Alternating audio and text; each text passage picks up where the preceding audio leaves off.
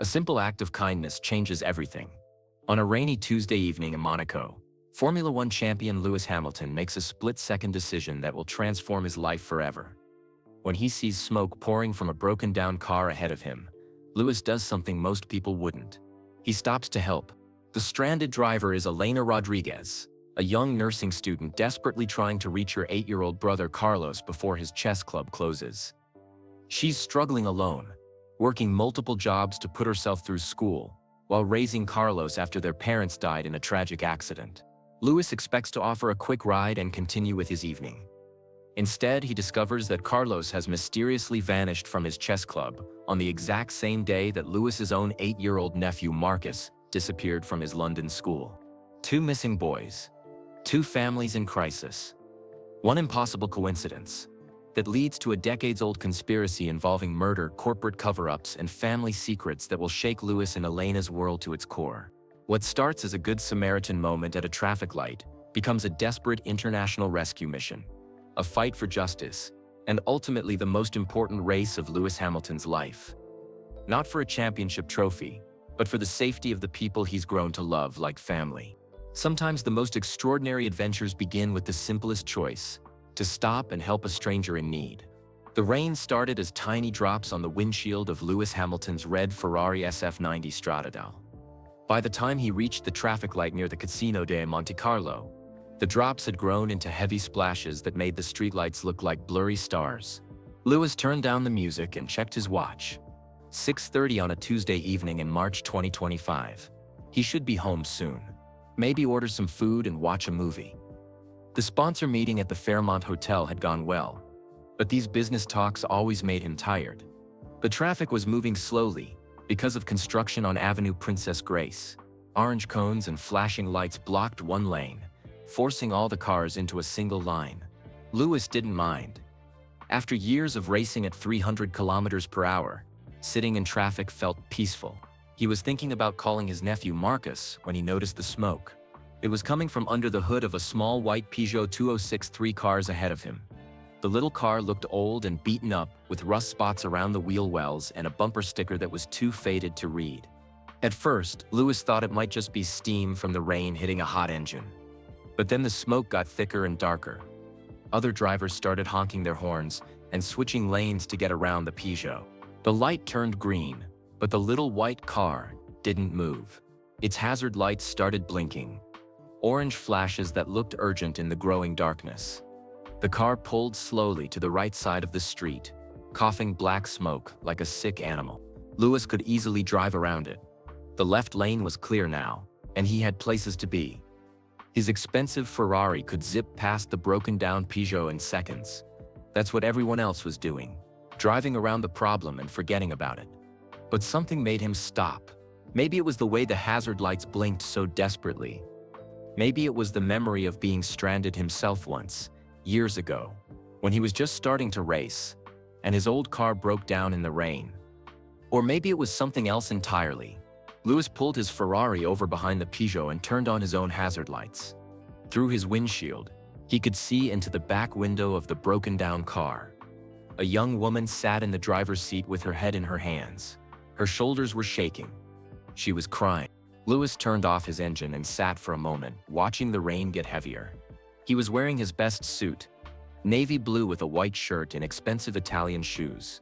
He would get soaked the moment he stepped outside. His Ferrari would be fine parked here for a few minutes. But people might recognize him and start taking pictures. None of that seemed to matter when he looked at the crying woman again. Lewis opened his door and stepped into the rain. The cold water hit his face immediately, running down his neck and soaking into his shirt collar. He walked quickly to the passenger side of the Peugeot and tapped gently on the window with his knuckles. The woman inside jumped, startled by the sound. She looked up with red, wet eyes and stared at Lewis through the glass. Her mouth fell open in surprise. Lewis made a rolling motion with his hand, asking her to roll down the window. After a moment of hesitation, she did. "Are you okay?" Lewis asked, leaning down slightly to be heard over the rain. "I saw your car smoking." The woman stared at him for several long seconds.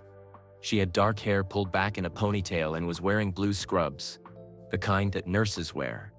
Her face was young, maybe in her 20s, with kind brown eyes that were still wet from crying. You're Lewis Hamilton," she said in English with a Spanish accent. Her voice was soft and surprised. "Yes," Lewis said simply. "But right now I'm just someone who wants to help." "What's wrong with your car?" The woman wiped her eyes with the back of her hand. "I think the engine is broken. It started making terrible noises, and then all this smoke came out." She spoke carefully, like English wasn't her first language. "I don't know much about cars." "That's okay. Do you have somewhere safe to go? Someone you can call?" Fresh tears started flowing down her face. "I was supposed to pick up my little brother from his chess club in 15 minutes. Carlos is only 8 years old, and he's been waiting for me. Our parents," she stopped and took a shaky breath. "We don't have anyone else." Lewis felt something twist in his chest. The rain was soaking through his expensive suit, but he barely noticed. "What's your name?" "Elena Rodriguez," she said. "I'm sorry you stopped for me. I know you must be busy. Famous people like you don't usually help strangers. Everyone needs help sometimes," Lewis said. "Elena, where is your brother's chess club?" "It's near the harbor, about 10 minutes from here. But I can't leave my car here, and I don't have money for a tow truck." Elena's voice got smaller with each word. "Carlos will be scared if I don't come. He's been through so much already." Lewis noticed the nursing textbooks scattered on the passenger seat next to Elena. A small photo was taped to the dashboard. Elena with her arm around a young boy with big brown eyes and a shy smile. The boy looked exactly like Elena, with the same dark hair and gentle face. "Is that Carlos?" Lewis asked, pointing to the photo. Elena nodded. "He's the smartest kid I know. He loves chess and math and building things. He wants to be an engineer someday. Just like..." She stopped again, biting her lip. "Just like who?" "Just like our father. Before he died." The rain was falling even harder now, drumming on the roof of the car and creating small rivers in the gutters. Other cars drove past, their tires splashing water onto the sidewalk. None of them stopped. Lewis made a decision that surprised even himself. "Elena, I want to help you pick up Carlos, and then we'll figure out what to do about your car." Elena shook her head quickly. No, I can't ask you to do that. You don't even know us. I'll figure something out. I always do." "You're not asking. I'm offering." Lewis straightened up and looked at his Ferrari, then back at Elena. "My car has 2 seats. We can get Carlos and bring him back here, then call someone to look at your engine." "But why would you do this for strangers?" Lewis thought about Marcus, his nephew back in London. Marcus was 8 years old too, with the same worried look that Carlos had in the photo. Lewis knew what it felt like to be responsible for a child, to worry about letting them down. "Because you're not strangers anymore," Lewis said. "You're Elena and Carlos. Carlos is waiting for his sister. That's all I need to know." Elena looked at the photo on her dashboard, then at Lewis standing in the rain in his soaked expensive suit. "You'll really help us? I promise." Elena gathered her textbooks and put them in a backpack. She locked her car and followed Lewis to his Ferrari, walking carefully in her white nursing shoes on the wet pavement. "I've never been in a car like this," she said as Lewis held the passenger door open for her. "It's just a car," Lewis said with a small smile. "The important thing is that it runs." As Elena settled into the leather passenger seat, Lewis walked around to the driver's side. The rain had hoed completely through his suit jacket, and his hair was dripping wet. He looked nothing like the polished Formula One champion that people saw in magazines and on television. He looked like a man who had stopped to help a stranger in the rain. Lewis started the Ferrari's engine, and it purred to life with a deep, powerful sound. Elena jumped slightly at the noise. "Don't worry," Lewis said. "We'll get to Carlos quickly and safely." As they pulled away from the curb, Elena reached into her purse and pulled out her phone. She dialed a number and waited. "Monsieur Dubois? This is Elena Rodriguez, Carlos's sister. I'm running a few minutes late to pick him up." "Yes, I know chess club ends at 7. There was a problem with my car, but I have a ride now. I'll be there in 5 minutes." She hung up and turned to Lewis. "Thank you, I don't know how to repay you for this." Lewis concentrated on driving through the rain, navigating the narrow Monaco streets with careful precision. "You don't need to repay anything. Sometimes life puts us in the right place at the right time to help each other. They drove in comfortable silence for a few minutes, the Ferrari's headlights cutting through the darkness and rain. Elena watched the familiar streets of Monaco pass by outside her window. The expensive shops, the fancy hotels, the harbor where cruise ships and yachts sat waiting for better weather. "Can I ask you something?" Elena said quietly. "Of course. Don't you ever worry about trusting strangers? I mean, you don't know anything about me. I could be anyone." Louis glanced at her for a moment. Elena was holding her nursing textbooks tightly in her lap, and her scrubs were wrinkled from a long day of work. Her face showed the kind of tiredness that came from working hard and worrying constantly about someone you love. "I know you're a nurse," Louis said. "I know you're putting yourself through school. I know you take care of your little brother by yourself. I know you were crying because you were scared of letting him down, not because you were scared for yourself. That tells me everything I need to know." Sigh. Elena felt fresh tears in her eyes, but these were different from the scared tears she had cried in her broken-down car. These were tears of gratitude and relief. "Most people would have driven right past me," she said. "Most people are good," Louis replied. "They just don't always know how to help." The chess club was housed in a small building near the Monaco harbor, between a bakery and a bookstore. Louis could see warm light glowing in the windows and parents waiting outside with umbrellas. He parked the Ferrari in front of the building and turned to Elena. "Ready to get Carlos?" Elena nodded, but she looked nervous. "He's going to be so excited to meet you. He loves watching Formula One races on television. You're one of his heroes." "Well, today he's my hero's little brother," Louis said. "That makes him pretty special." They got out of the car and walked toward the chess club entrance. The rain had slowed to a gentle drizzle, and the warm light from inside the building looked welcoming and safe. Elena pushed open the door, and they stepped inside. The chess club was a cozy room filled with small tables and chairs. Chess sets were scattered around, some with games still in progress. A few children were packing up their pieces while their parents chatted nearby. An older man with gray hair and kind eyes approached them. He was wearing a sweater with chess pieces printed on it. "Elena, I was starting to worry about you. The rain is getting quite heavy out there. Monsieur Dubois, I'm sorry I'm late. My car broke down, but I found help." Elena looked around the room, searching the faces of the remaining children. "Where is Carlos?" Monsieur Dubois's face changed. The welcoming smile faded, and he looked confused and worried. "Carlos? But Elena, I tried calling you 20 minutes ago. Carlos never came to chess club today. I thought perhaps he was sick or you had forgotten. He hasn't been here at all." Elena felt the world tilt around her. Her heart started beating so fast that she could hear it in her ears. "What do you mean he never came? Carlos never misses chess club. He was supposed to take the bus here after school, like he does every Tuesday." Louis stepped closer to Elena, sensing her panic. "When did you last see Carlos?" he asked gently. "This morning, when he left for school. He had his chess set and his homework. He kissed me goodbye and said he'd see me tonight." Elena's voice was getting higher and more frightened. "Something's wrong. Something's really wrong."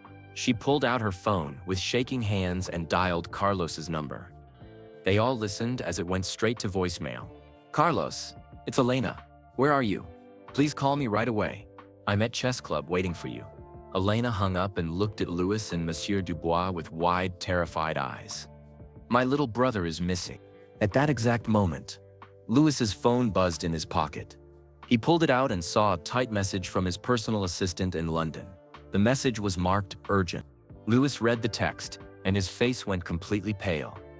His hands started shaking just like Elena's. The message said, "Emergency at home. Your nephew Marcus is missing from school. Police are looking. Please call immediately." Louis stared at his phone screen, then looked at Elena's panicked face, then at the photo of Carlos that Elena was now clutching in her trembling hands. 2 8-year-old boys, both missing on the same day, both from families that had already lost too much. Louis had stopped his Ferrari in the rain to help a stranger, and somehow their lives had become connected in a way that neither of them could have imagined.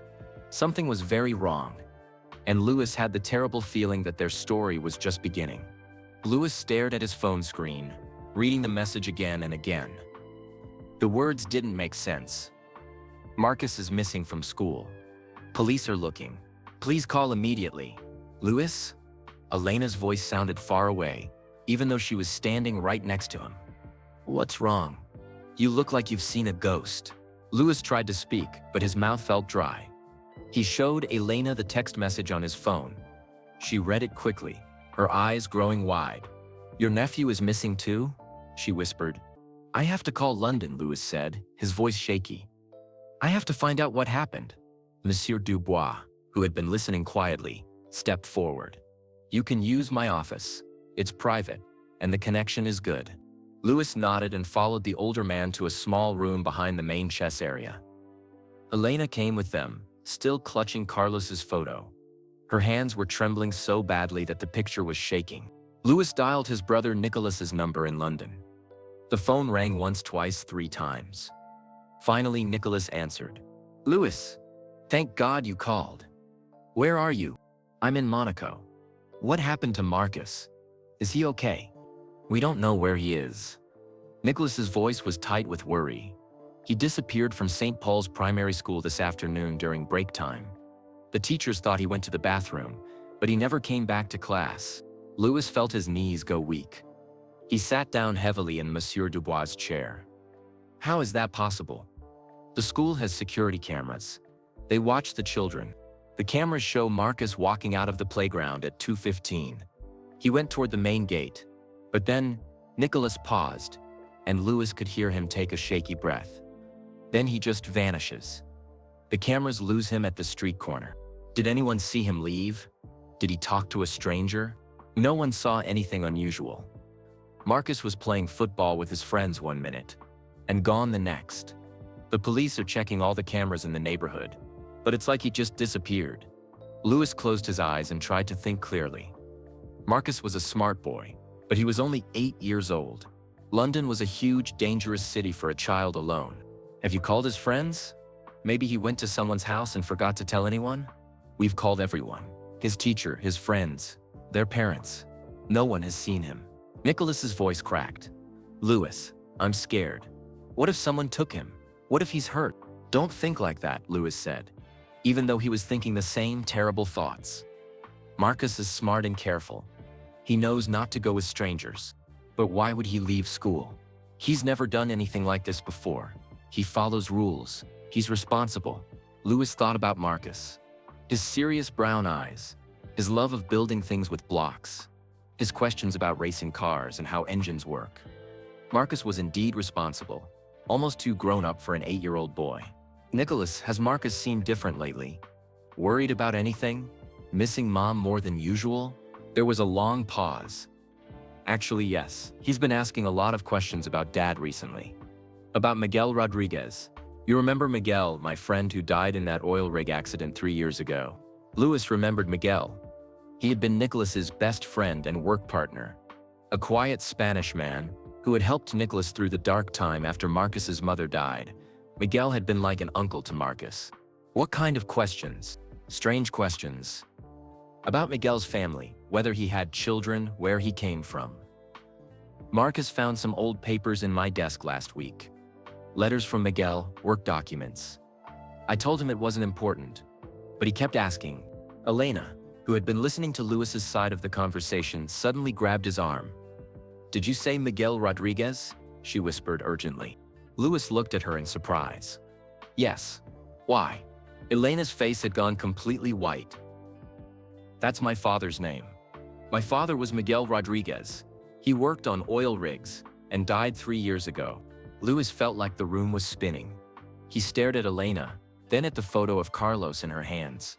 The little boy in the picture had dark hair and brown eyes, just like Marcus. Nicholas, Louis said into the phone, his voice barely working. I need to ask you something important. What was Miguel's full name? Miguel Antonio Rodriguez Morales. Why? Louis, what's going on? Louis looked at Elena. Is that your father's name? Elena nodded slowly. Miguel Antonio Rodriguez Morales, born in Seville, Spain, worked for offshore drilling companies. Tears were flowing down her face. How do you know my father? Louis felt like he couldn't breathe.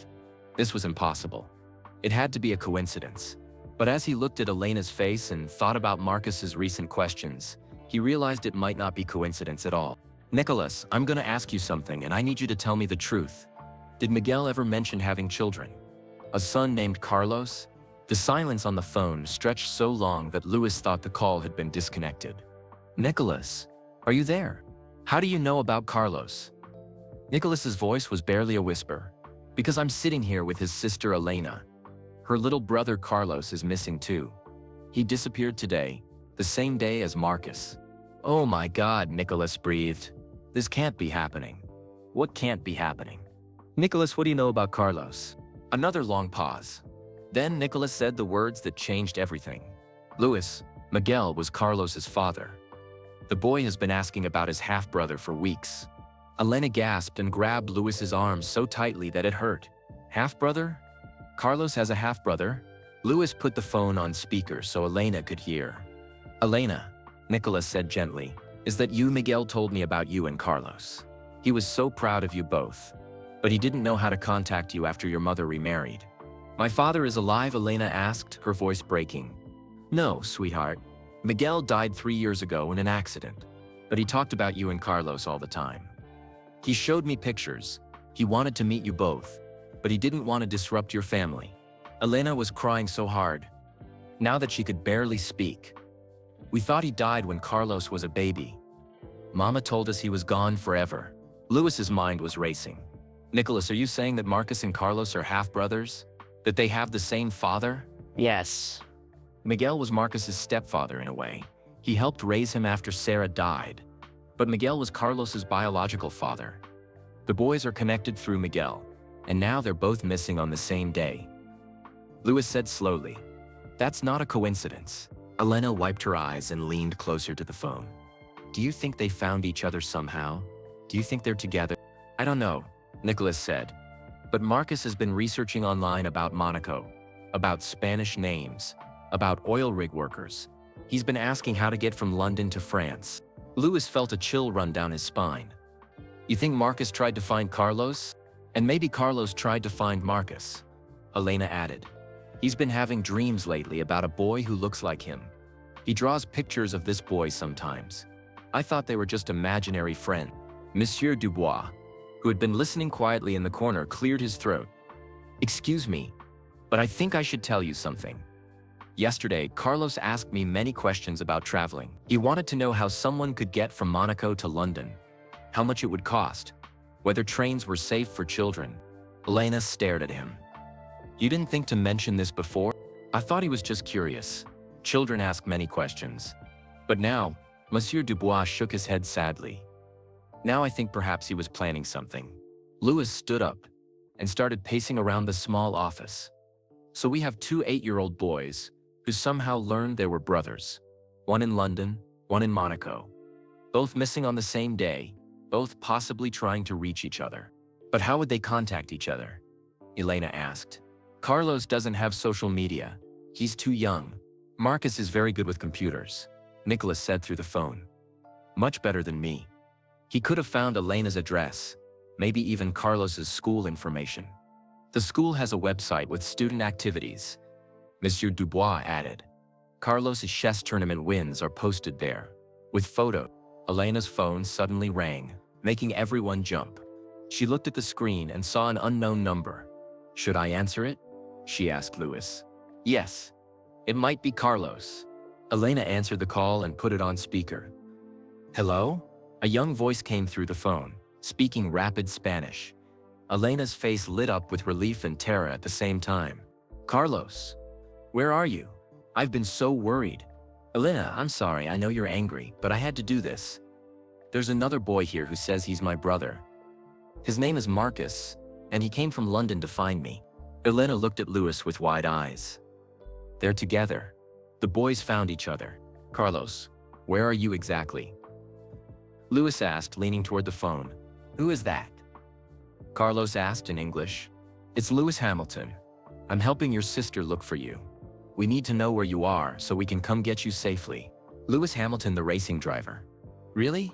Really, Carlos, this is very important. Where are you and Marcus right now? We're... The line crackled with static. We're on a bus. But I think we're lost. Marcus is scared, and I don't have much money left. Which bus? What do you see outside the windows? I see mountains and a sign that says, Cannes? We were trying to get back to Monaco, but we got on the wrong bus. Louis felt his heart pounding. Cannes was 30 kilometers from Monaco, in the opposite direction from where they needed to be. Carlos, listen to me very carefully. Stay on that bus until it stops. Don't get off in a place you don't know. We're going to come find you. Okay, but Louis? The bus driver said this bus doesn't go back to Monaco tonight. And it's getting dark. Marcus is crying because he misses his uncle. Tell Marcus that his uncle Louis is here with me, Elena said. Tell him we're coming to get both of you. You're going to be safe. Elena, I have to tell you something important about Marcus. About why we both… The line went dead. Elena stared at her phone in horror. Carlos? Carlos? She tried calling back, but the call went straight to voicemail. Louis was already grabbing his car keys. We have to get to Cannes. Now. But we don't know exactly where they are, Elena said, following him toward the door. Cannes isn't that big. We'll find them. Nicholas's voice called out from the speakerphone, which was still sitting on Monsieur Dubois' desk. Louis, I'm getting on the next flight to Nice. I'll be there in 4 hours. Louis stopped and picked up the phone. Nicholas, there's something else. Something Carlos was out to tell us before the call cut off. I think there's more to this story than we know. What do you mean? Louis looked at Elena, who was staring at Carlos's photo with a strange expression on her face. Elena, what is it? What are you thinking? Elena held up the photo. Look at this picture carefully. Really look at it. Louis studied the photo of Carlos. The boy had dark hair, brown eyes, olive skin, and a serious expression. There was something familiar about his face. Something that reminded Louis of… He looks like Marcus, Louis said quietly. Exactly like Marcus, Elena agreed. Not just similar. Almost identical. How is that possible if they only share one parent? Nicholas's voice came through the phone speaker, sounding strange and distant. Louis, there's something I never told you about Miguel. Something I promised him I would never tell anyone.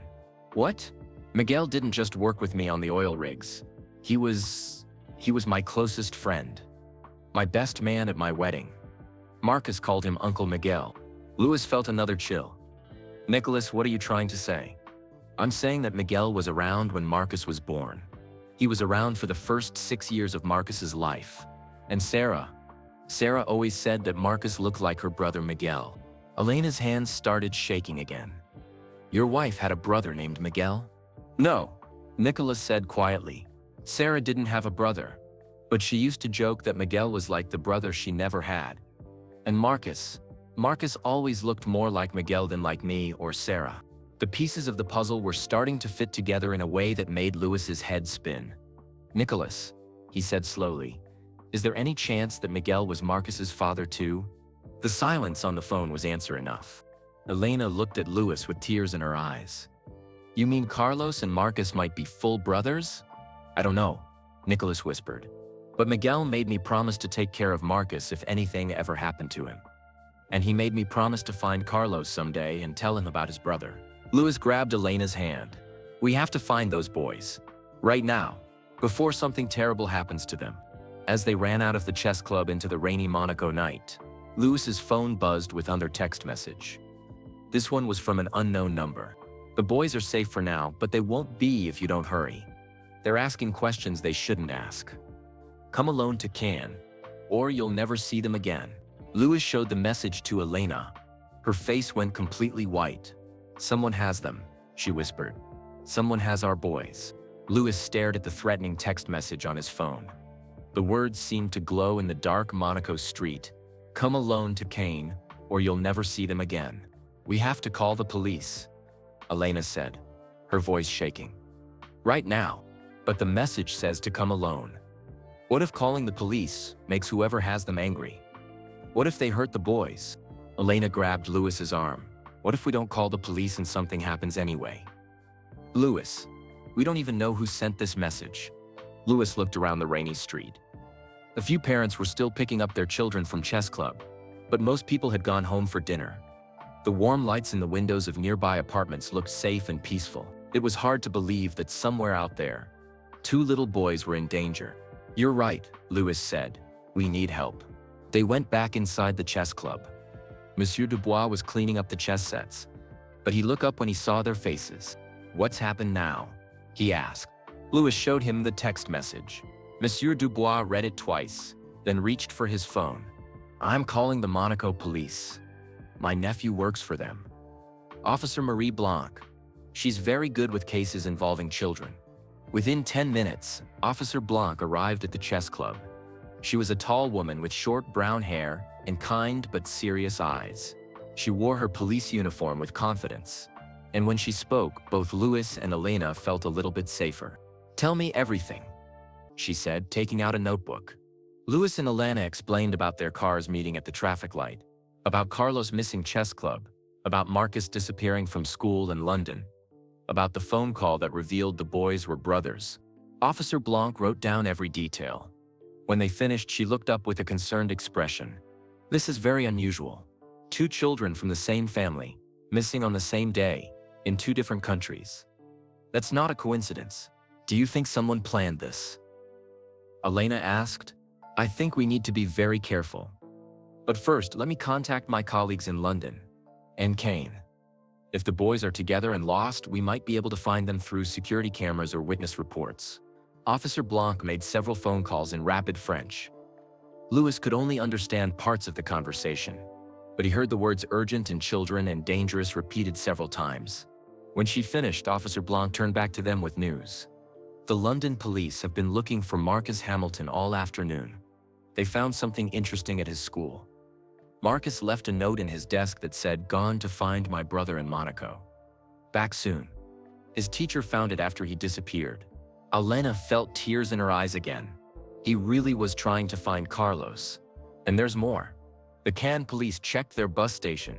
2 boys matching Marcus and Carlos's descriptions were seen getting off a bus from Nice about an hour ago. But then they got on another bus heading toward Grasse. Grasse? Louis asked. Why would they go there? Officer Blanc looked at her notes. Grasse is in the mountains, about 20 kilometers from Cannes. It's not a place children would go on purpose. They might be confused about directions or someone told them to go there. Louis finished. Exactly, I'm gonna call for backup and coordinate with the Grasse police. But I want you both to stay here while we search. No, Louis said firmly. Those boys are our family. We're gonna help look for them. Mr. Hamilton, I understand how you feel, but this could be dangerous. If someone has taken the children, we need to handle this carefully. Elena stepped forward. Officer Blanc, I'm a nurse. If the boys are hurt or scared, they'll need someone they trust. Carlos knows my voice. He'll come to me even if he won't come to strangers. Officer Blanc considered this. And you, Mr. Hamilton? Marcus will trust you? Marcus is like my own son. He'll listen to me. After a moment, Officer Blanc nodded. All right, but you follow my instructions exactly. No heroics. We do this by the rules to keep everyone safe. They left Monaco in Officer Blanc's police car, with Louis following in his Ferrari. Elena rode with Officer Blanc so she could monitor the police radio for updates. As they drove through the winding mountain roads toward Grasse, Elena learned more about how the search was developing. We have officers checking all the bus stops between Cannes and Grasse. Officer Blanc explained. The bus driver from the Grasse route remembers 2 young boys who seemed lost and scared. He said they kept talking to each other in different languages. One in English, one in Spanish. That sounds like them. Carlos speaks Spanish when he's nervous, and Marcus probably speaks English. The driver said they got off at the main bus station in Grasse, but he was worried about them. 2 children alone, no adults, looking frightened. Elena's phone rang. It was Nicholas calling from London. Elena, is that you? I'm at the airport now. My flight leaves in 30 minutes. Any news about the boys? Elena, put the call on speaker so Officer Blanc could hear. We think they're in Grasse. The police are coordinating a search. Grasse? But why would they go there? Officer Blanc took the phone. Mr. Hamilton, this is Officer Blanc with the Monaco police. We believe someone may have directed the children to Grasse. Do you know anyone in that area? Anyone who might know about the boys' family connection? There was a long pause. Then Nicholas said something that made everyone in the car go cold. Miguel had family in Grasse. his older brother Eduardo. But Eduardo blamed Miguel for their father's death years ago. They hadn't spoken in over 10 years. Why did Eduardo blame Miguel? Elena asked. Their father died in a work accident on a construction site. Eduardo said Miguel should have been there to help, but Miguel was working on oil rigs instead. Eduardo never forgave him. Officer Blanc was writing quickly in her notebook. Do you have contact information for this Eduardo Rodriguez? No. Miguel tried to reach out to him several times before he died, but Eduardo wouldn't speak to him.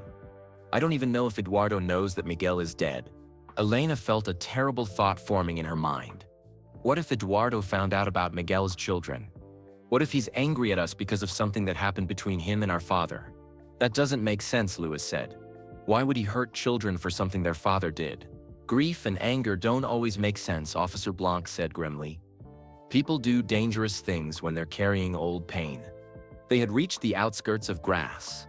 The town was built on a hillside, with narrow streets winding between old stone buildings. The air smelled like flowers and herbs from the perfume factories that made Grasse famous. Officer Blanc's radio crackled with an update from the local police. Unit 7 to base. We found the children's trail. Security camera at the main bus station shows 2 boys matching the description. They were approached by an older man in a blue truck. The boys seemed to know him. They got in the truck willingly. Elena's heart sank. They got in a truck with a stranger? Not a stranger, Officer Blanc said. If this Eduardo is their uncle, the boys might have recognized him from photos or descriptions. But Miguel said Eduardo hated him, Lewis pointed out. Which might be exactly why Eduardo contacted the boys. To get back at Miguel through his children. They drove deeper into Grasse, following police directions toward the last known location of the blue truck. The streets got narrower and darker as they climbed into the older part of town. Elena's phone buzzed with a text message. She looked at it and gasped. The message was from Carlos's number, but the words were in English. Elena, we are safe but scared. The man says he is our uncle Eduardo. He knew our Papa Miguel. He wants to talk to you and Louis. He says come to the old soap factory on Rue de la Paix. Come alone or he won't let us go. Officer Blanc immediately radioed for backup to surround the soap factory. But as they approached the location, she received another message, this time on the police radio. All units, we have a problem. The old soap factory is structurally unsound. The building has been condemned for years. If there are children inside, we need to be very careful about how we approach. Lewis felt his racing driver instincts kick in. In Formula 1, split-second decisions could mean the difference between life and death. Right now, 2 little boys were depending on the adults in their lives to make the right choices. Officer Blanc, what's our plan? We surround the building and try to negotiate. We don't go in unless we have to. Elena was staring at Carlos's photo on her phone. What if Eduardo is just scared and confused? What if he really believes he's protecting the boys somehow? Then we talk to him and find out what he wants. Officer Blanc replied. They parked at a safe distance from the soap factory. It was an old industrial building with broken windows and weeds growing around it. A blue truck sat in the parking area, confirming they had found the right place. Officer Blanc used a megaphone to call out Eduardo Rodriguez. This is the Monaco police. We know you have the children. We want to talk to you. Everyone wants the boys to be safe. For a long moment, nothing happened. Then a man's voice called back from inside the building, speaking Spanish with a heavy accent. I want to talk to Miguel's children. I want to talk to Elena and the boy who races cars. Elena looked at Louis. He wants to talk to us. Together, Louis said. We go in together. Or not at all. Officer Blanc shook her head. Too dangerous. We don't know his mental state or if he's armed. Elena made a decision that surprised everyone, including herself. She started walking toward the factory building. Elena, stop. Officer Blanc called. But Elena kept walking. Eduardo, she called out in Spanish. I'm Elena Rodriguez, Miguel's daughter. I want to see Carlos and Marcus. Louis ran after her. Elena, wait. Someone has to show Eduardo that we're not afraid of him, Elena said without stopping. Those boys need to see adults who are brave enough to come for them. As they approached the factory entrance, they could hear children's voices inside. Young voices speaking in both English and Spanish. scared but not panicked. Eduardo Rodriguez appeared in the doorway. He was a man in his 60s, with gray hair and the same dark eyes that Carlos had. He looked tired and sad rather than dangerous. "You look like Miguel," he said to Elena in Spanish. "And you must be Lewis Hamilton. Miguel talked about you in his letters." "Miguel wrote to you?" Elena asked, surprised. "Every year for 10 years. I never answered. I was too proud, too angry." Eduardo's voice was full of regret. "When I heard on the news that Miguel was dead, I realized I had wasted all those years being stupid." Lewis stepped closer. "Eduardo, we know you loved your brother, but taking the boys won't bring Miguel back." "I didn't take them, they came to me. The little English boy found my address somehow and brought his brother to meet me. They said they wanted to know about their Papa Miguel." Elena felt her heart breaking. Carlos and Marcus had been so desperate to learn about their father that they had tracked down an uncle they'd never met. "Where are they now?" she asked gently. Eduardo pointed into the dark building. "They're inside, but Elena, there's a problem. The floor collapsed in one section. The boys fell through, but they're not badly hurt. I can hear them calling, but I'm too old to climb down to get them." Lewis and Elena looked at each other with horror. The boys weren't kidnapped, they were trapped. "We have to get them out," Lewis said. "The building is dangerous," Eduardo warned. "More of the floor could collapse at any time." Elena was already heading into the factory. "Then we better hurry." As they entered the dark building, they could hear Carlos and Marcus calling for help from somewhere below them. Their voices sounded scared, but strong. "Elena!" Carlos called in Spanish, "We're down here." Marcus hurt his arm, but he says he's okay. "Uncle Lewis," Marcus called in English. "We found each other. Carlos is my brother, just like I thought." Elena knelt down near the hole in the floor and shone her phone's flashlight into the darkness. About 3 meters below, she could see 2 small faces looking up at her, Carlos and Marcus, huddled together on a pile of old debris. "Are you both okay?" she called down. "My arm hurts," Marcus admitted, but Carlos made a bandage from his shirt. "He's really smart." "Elena," Carlos called up. "I'm sorry we ran away, but I had to meet my brother. I've been dreaming about him for months." Lewis lay down on his stomach next to Elena and looked into the hole.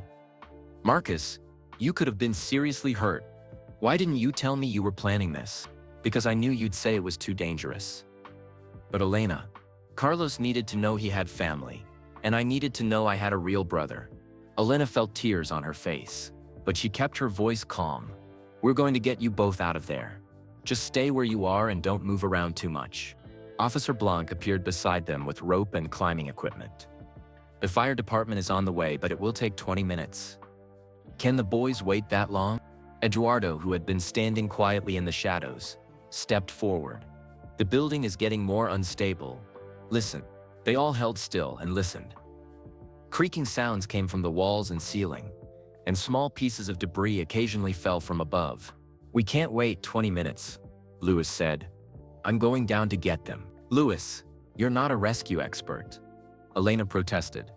"No, but I'm good at making quick decisions under pressure. And those boys trust me." Elena looked at the rope, then at Lewis, then down at Carlos and Marcus. "We both go. I'm a nurse. If Marcus is hurt, he might need medical attention immediately." Officer Blanc started to object, but another creaking sound from the ceiling made everyone realize they were running out of time.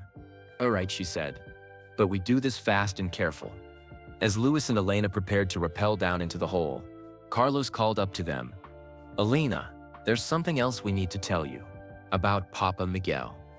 Marcus found some letters, and I found some too. We know something about our family that the grown-ups don't know." Elena paused with the rope in her hands. "What do you mean?" Marcus's voice came up from the darkness. "We know why Eduardo was really angry at Papa Miguel, and we know why Papa Miguel never came to find us." Lewis looked at Elena with a puzzled expression. "What could the boys know that we don't?" Carlos answered in a small, serious voice. "We know Papa Miguel didn't die in an accident. Someone made him die on purpose. And we think we know who." The adults above ground looked at each other in shock as the building continued to creak ominously around them. Lewis stared down into the hole where Carlos and Marcus sat waiting. The building creaked again, louder this time. and dust fell from the ceiling above them. "Boys, we need to get you out first, then we can talk about Papa Miguel," Alenia called down. "The building isn't safe." "But Elena, this is important," Carlos insisted.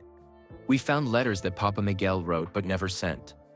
Letters to you, to Marcus's family, and to Uncle Eduardo." Marcus held up a small backpack. "I brought them with me from London. Carlos brought some too. When we compared them, we figured out the truth." Officer Blanc looked at her watch. "The fire department will be here in 15 minutes. Can we get the boys out before then?" Eduardo stepped closer to the hole. "Carlos, Marcus, your Papa Miguel would want you to be safe first. Tell us about the letters after we get you out of there." "Uncle Eduardo," Marcus called up in careful Spanish, "we're sorry we scared you. Carlos taught me how to find your address on the internet, and Marcus taught me how to use the train and bus schedules online," Carlos added. "We planned this together for 3 weeks." Elena felt amazed and worried at the same time.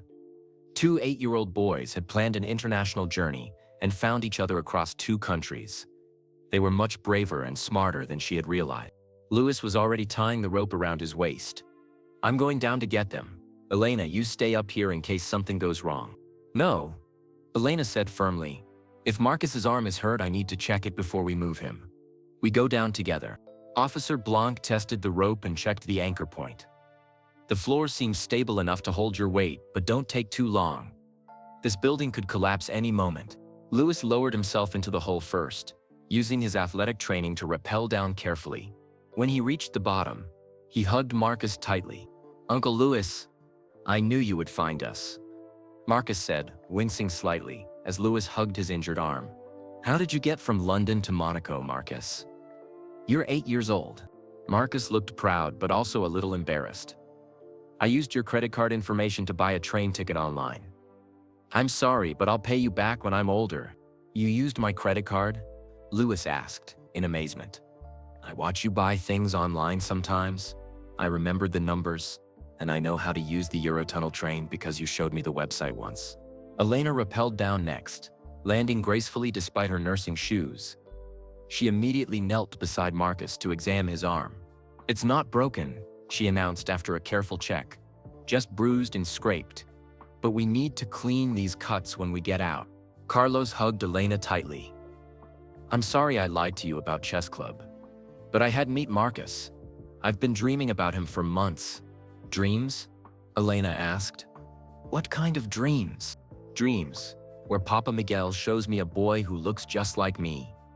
Papa Miguel tells me this boy is my brother and that he's lonely like me." Louis looked at Marcus.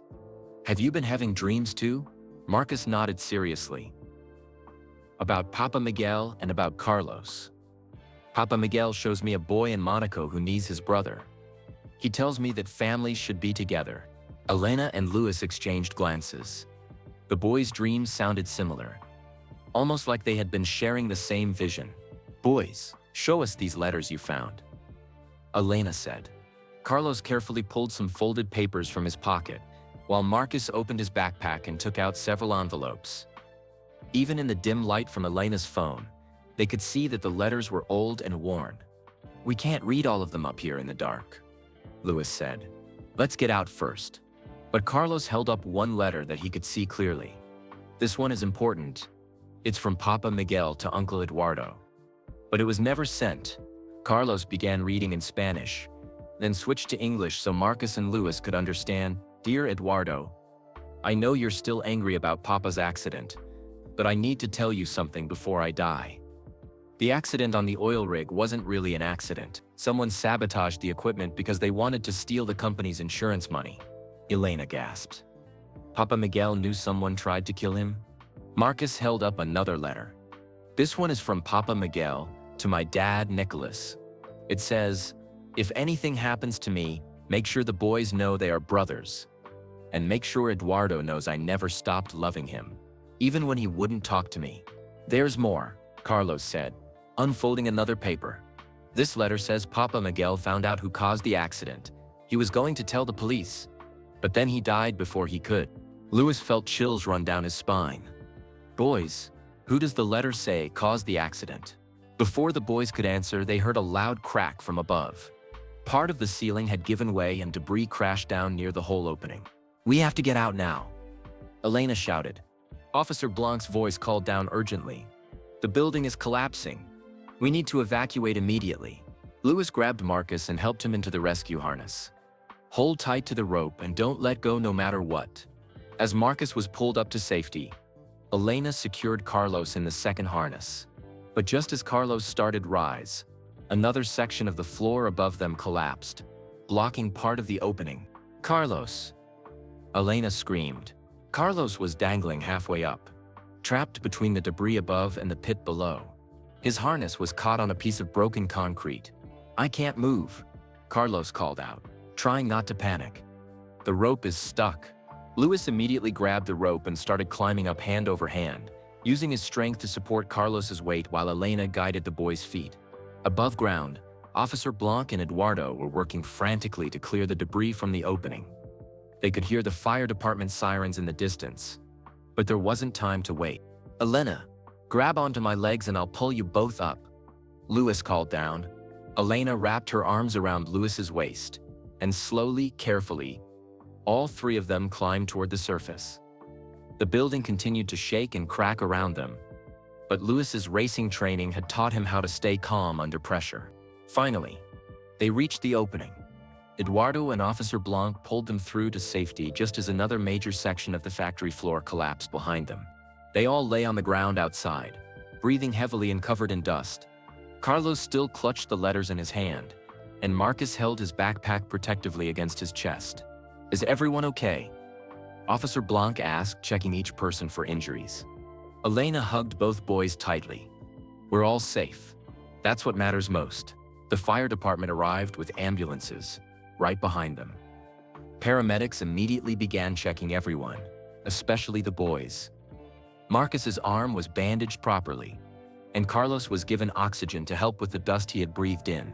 But even while the paramedics worked, Carlos kept trying to show Elena the letters. "Elena, you have to read this. It's about who killed Papa Miguel." Elena took the letter with shaking hands. It was written in Miguel's careful handwriting, dated just 1 week before his death. The letter was addressed to Eduardo, and it said, "My dear brother, I know we haven't spoken in years, but I need your help. I discovered that the accident that killed our father wasn't caused by equipment failure. Someone at the oil company deliberately weakened the safety systems to collect insurance money when workers got hurt or died. I have proof, but I don't know who I can trust.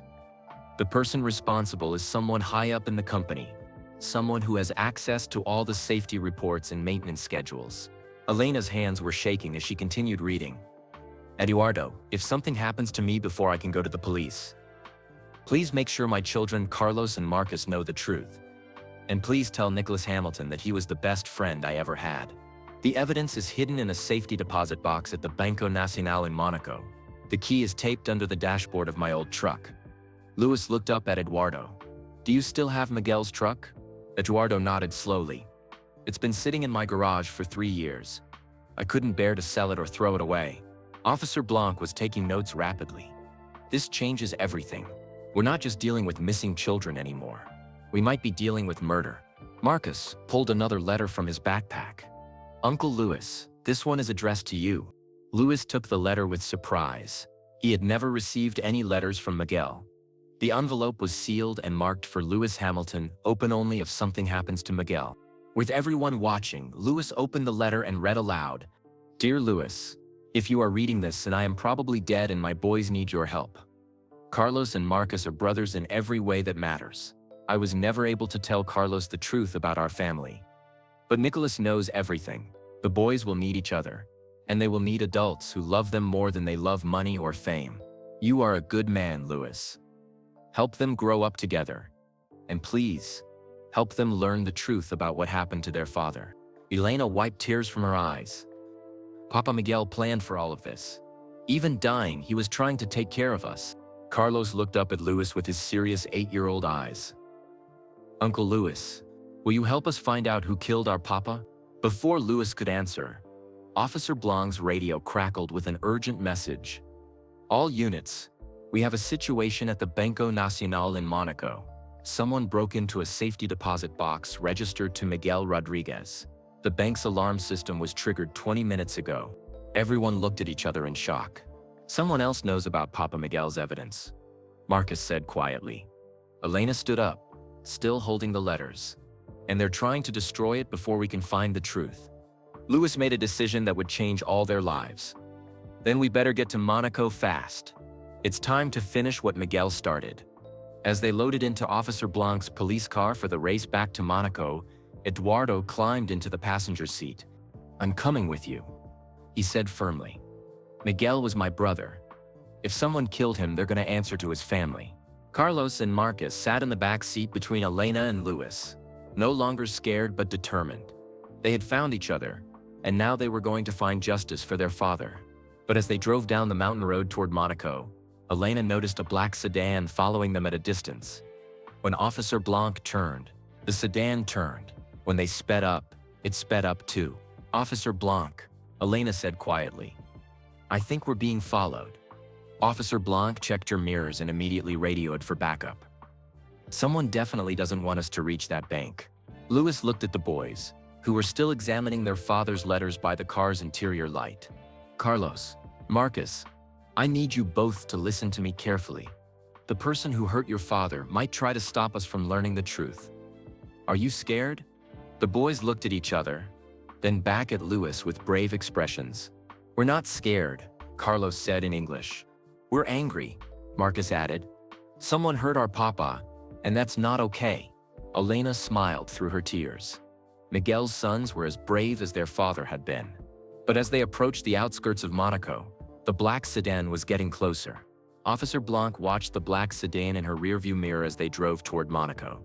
The car stayed exactly 3 car lengths behind them, never getting closer, never falling back. Unit 12 to dispatch, she spoke into her radio. We have a possible tail on our vehicle.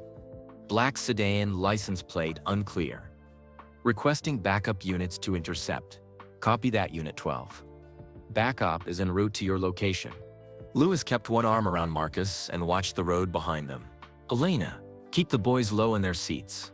Just in case. Elena pulled Carlos closer to her. What do you think they want? Eduardo turned around from the front passenger seat. They want Miguel's evidence. The proof that someone at the oil company killed workers for insurance money. But how do they know we have Miguel's letters? Elena asked. Marcus looked up with his serious 8-year-old expression. Maybe they've been watching Uncle Eduardo's house. Maybe they saw us arrive there today. Carlos nodded. Or maybe someone has been listening to our phone calls. In the movies, bad people can do that. Louis felt impressed by how smart the boys were, but also worried about how much danger they understood they were in. Officer Blanc, how far are we from the bank? 10 minutes. But the bank closed at 6. We'll need to contact the manager and get special permission to access the safety deposit box. What if the people following us get there first? Elena asked. That's why we have backup coming. Don't worry. Monaco police know how to handle situations like this. But as they came around a curve in the mountain road, they saw something that made everyone's heart skip. 2 police cars were parked sideways across the road with their lights flashing. Officers in uniform were directing traffic to stop. That's our backup, Officer Blanc said with relief. Perfect timing.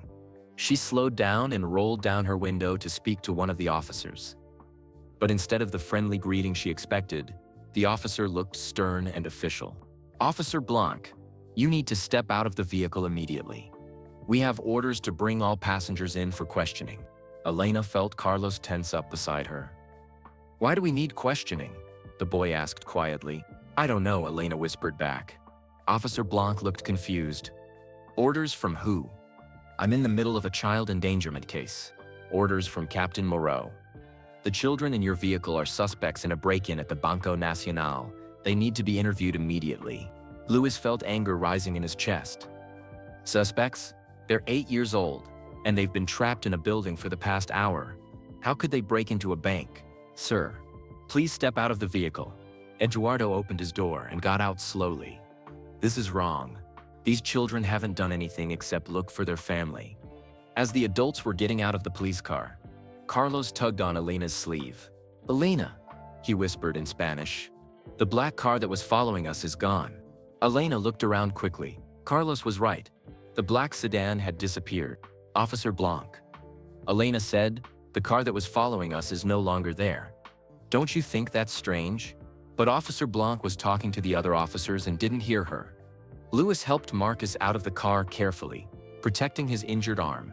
Marcus, do you remember anything about the person who broke into the bank? Any details from Papa Miguel's letters? Marcus thought for a moment. The letters said the bad person had access to safety systems. That means they work for the oil company. Right? Right. Someone with an important job. Carlos joined the conversation. And Papa Miguel wrote that this person knew how to make accidents look real. That means they're very smart about hiding bad things. Like smart enough to make the police think we broke into the bank when we didn't? Elena asked. Louis looked at the police officers surrounding them. Something felt wrong about this whole situation. Why would the Monaco police assume that two 8-year-old boys had robbed a bank? Why were they being treated like criminals instead of rescued children? One of the officers approached Louis with handcuffs. Mr. Hamilton, you're under arrest for child endangerment and conspiracy to commit burglary. That's not what our information says. Elena stepped forward. What information? Who told you we committed crimes? We received an anonymous tip that you and Mr. Hamilton were using the children to access Miguel Rodriguez's safety deposit box illegally. Eduardo spoke up loudly. Anonymous tip? Let me guess. The tip came from someone who doesn't want you to see what's in that safety deposit box. The officer ignored Eduardo and continued putting handcuffs on Louis. But before he could finish, another police car arrived with its siren blaring. A woman in a captain's uniform got out quickly and walked over to the group. She looked angry and determined. Captain Moreau, we're arresting the suspects in the bank break-in case. One of the officers explained. The officers looked at each other in confusion. Dispatch said you wanted these people brought in for questioning. Dispatch never spoke to me. Someone is playing games with our communication system. Captain Moreau immediately got on her radio. This is Captain Moreau. Cancel all arrest orders related to the Rodriguez case. Someone has been giving false orders using my name. Louis felt relief wash over him as the handcuffs were removed. Captain, we need to get to the Banco Nacional immediately. Someone broke into Miguel Rodriguez's safety deposit box, and we believe they're trying to destroy evidence of murder. Captain Moreau looked at Louis, then at Elena, and the boys, then at Eduardo. You're telling me this is connected to Miguel Rodriguez's death 3 years ago? Yes, Elena said. And we have letters that prove Miguel's death wasn't an accident. Carlos and Marcus carefully handed over their collection of letters. Captain Moreau read them quickly, her expression getting more serious with each page. These letters accuse someone at Meridian Oil Company of deliberately causing fatal accidents. That's a very serious claim. It's the truth. Eduardo said firmly. Miguel was always careful about safety. He would never have died in a normal accident. Captain Moreau made a decision. We're going to the bank. All of us, together, with full police protection. If someone is trying to destroy evidence, we need to secure it immediately. They formed a convoy of 3 police cars for the drive to Monaco. Louis rode with Captain Moreau, while Elena and the boys rode with Officer Blanc. Eduardo rode in the 3rd car with 2 other officers. As they drove, Captain Moreau asked Louis questions about how he had met Elena and discovered the boys' condition. It started with a broken-down car and a traffic light. Louis explained, Elena needed help, and I stopped. Everything else just happened. You don't believe in coincidences. Louis thought about the strange timing of everything.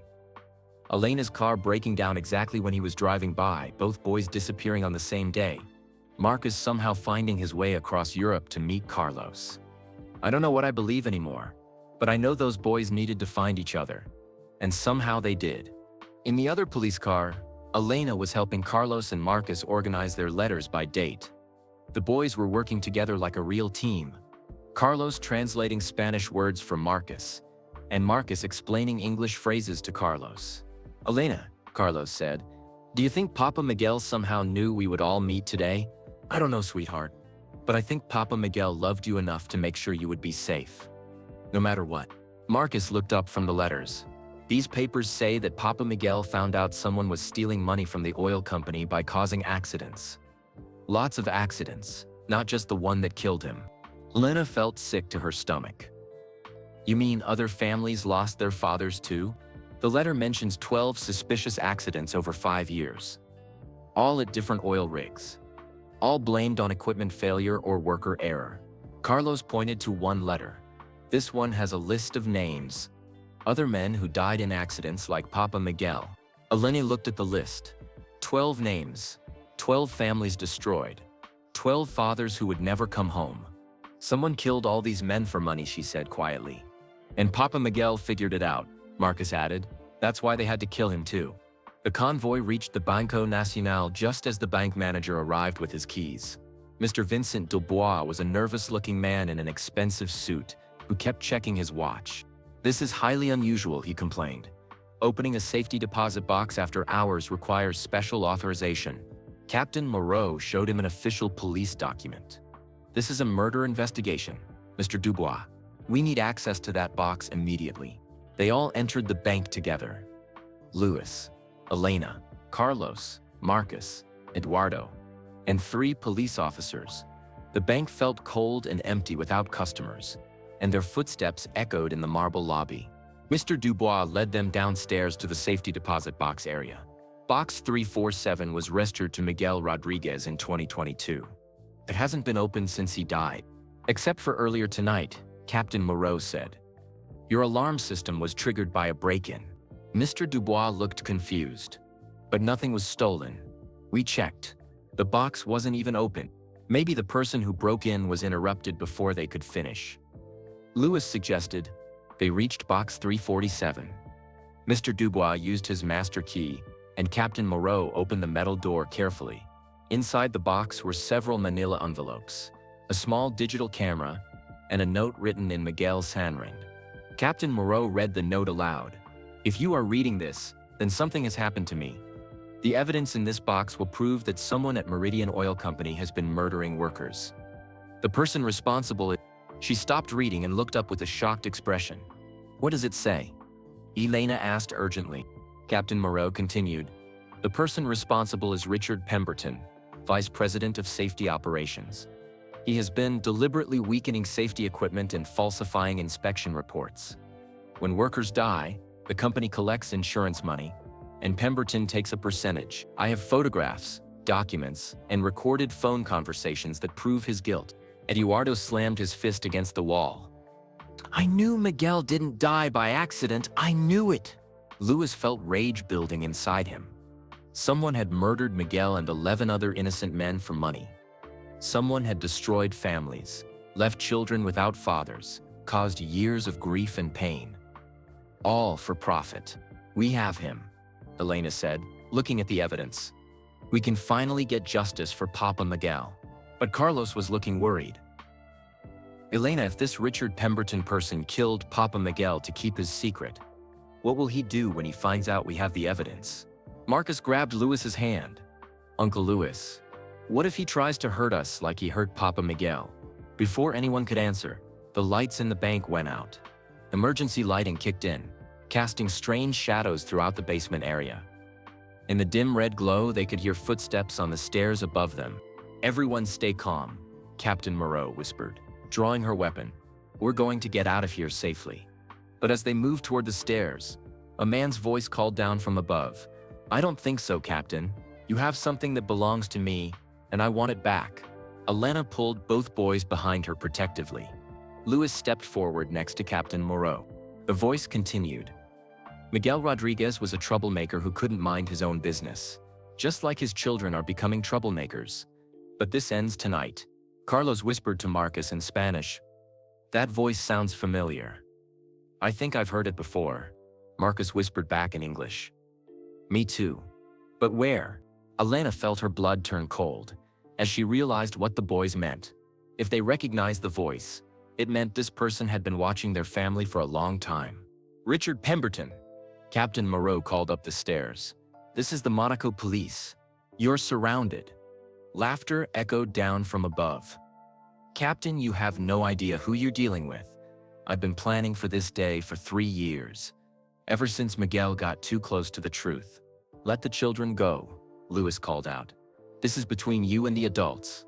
The children are the whole problem, Mr. Hamilton. As long as Miguel's sons are alive, someone will keep asking questions about their father. Questions I can't allow. Elena felt terror wash over her. This man was talking about hurting Carlos and Marcus. You're not touching these boys, she said loudly, surprising herself with how strong her voice sounded. Elena Rodriguez, the brave little nurse. You're just like your father, too stubborn for your own good. Carlos stepped out from behind Elena. You knew our papa? I knew your papa very well, Carlos. He worked for me for 5 years before he started causing problems. Marcus joined his brother. You're the one who killed him. Your papa killed himself by being nosy. All he had to do was keep quiet and do his job. Instead, he decided to play detective. Eduardo shouted from the back of the group. Miguel was a good man. He was trying to protect other workers. Miguel was a fool, and now his family is going to pay for his mistakes. Captain Moreau spoke quietly into her radio, calling for backup. But Lewis realized they might not have time to wait for help. The footsteps above them were moving closer to the stairs. Soon, Pemberton would come down to the basement, and they would be trapped with nowhere to run. Lewis looked around the basement area. There were several doors marked authorized personnel only, an emergency exit. Maybe one of them led to another way out. Captain, he whispered, is there another exit from down here? Captain Moreau checked her building plans on her phone. There should be a service tunnel that leads to the parking garage next door. Elena, take the boys and Eduardo through that tunnel. I'll stay here with Captain Moreau. No, Elena said firmly. We stay together. That's what families do. Carlos looked up at the adults with determined eyes. Papa Miguel's evidence is in that box. We can't let the bad man destroy it. Marcus nodded. Papa Miguel died protecting other people's families. Now we have to protect his evidence. Lewis felt proud of both boys, but also scared for them. They were brave, but they were still children facing a dangerous adult. All right, Captain Moreau said quietly. Here's the plan. Elena and Eduardo take the boys through the service tunnel to safety. Lewis and I will secure the evidence and handle Pemberton. What if he has a gun? Elena asked. Then we'll deal with that when it happens. Right now, getting the children to safety is most important. Elena gathered the letters from Miguel while Captain Moreau took the evidence from the safety deposit box. Carlos and Marcus held hands as Eduardo led them toward the emergency exit. But just as they reached the door, the lights came back on, and footsteps started coming down the stairs. Well, a man's voice said. The Rodriguez family reunion. How touching. Richard Pemberton appeared at the bottom of the stairs. He was a tall man in his 50s wearing an expensive suit and a cold smile. He looked like a successful businessman, not a murderer. Mr. Pemberton, Captain Moreau said, keeping her weapon ready but not pointed at him. You're under arrest for the murder of Miguel Rodriguez and conspiracy to commit insurance fraud. Pemberton laughed. Captain, you're going to arrest me based on the fantasies of a dead oil rig worker? I don't think so. We have evidence, documents, photos, recorded conversations. You have papers that could have been forged by anyone. Miguel Rodriguez was known for telling stories and making accusations. No one will believe him now. Carlos stepped forward, still holding Marcus's hand. We believe him. He was our papa, and he never lied to us. Pemberton looked at the boys with cold eyes. Carlos and Marcus Rodriguez Hamilton, Miguel's little troublemakers. You both look just like your father, too smart for your own good. How do you know our names? Marcus asked. I've been keeping track of Miguel's family for 3 years. Ever since he became a problem. I know Elena works at the Grand Hotel Monaco. I know Carlos attends École Primaire Saint Charles. I know Marcus lives with his famous uncle in London. Lewis felt chills run down his spine. You've been watching our families for 3 years? I've been protecting my business interests. Miguel discovered my operation and threatened to expose it. I had to eliminate the threat. You killed 12 innocent men, Elena said, her voice full of anger. I eliminated 12 careless workers who were costing my company money. Their deaths generated insurance payments that funded important research and development. Eduardo stepped closer to Pemberton. You're talking about my brother and his friends like they were just numbers on a spreadsheet. That's exactly what they were. And what you all are. Pemberton reached into his jacket, and everyone tensed, expecting a weapon. But instead, he pulled out a small device that looked like a remote control. "This building is very old," he said calmly. "Old buildings sometimes have gas leaks. Very dangerous. Sometimes the gas builds up until one small spark causes a terrible explosion." Captain Moreau realized what he was implying. "You rigged this building to explode. Insurance fraud is my specialty, Captain. I've had 3 years to prepare for this possibility." Lewis looked at the boys who were staying close to Elena but listening to every word with wide eyes. "Pemberton, let the children go. They don't understand any of this. The children understand everything. They figured out their father's death was murder. They found each other across international borders. They're too dangerous to leave alive." Carlos spoke up in his clear, brave voice.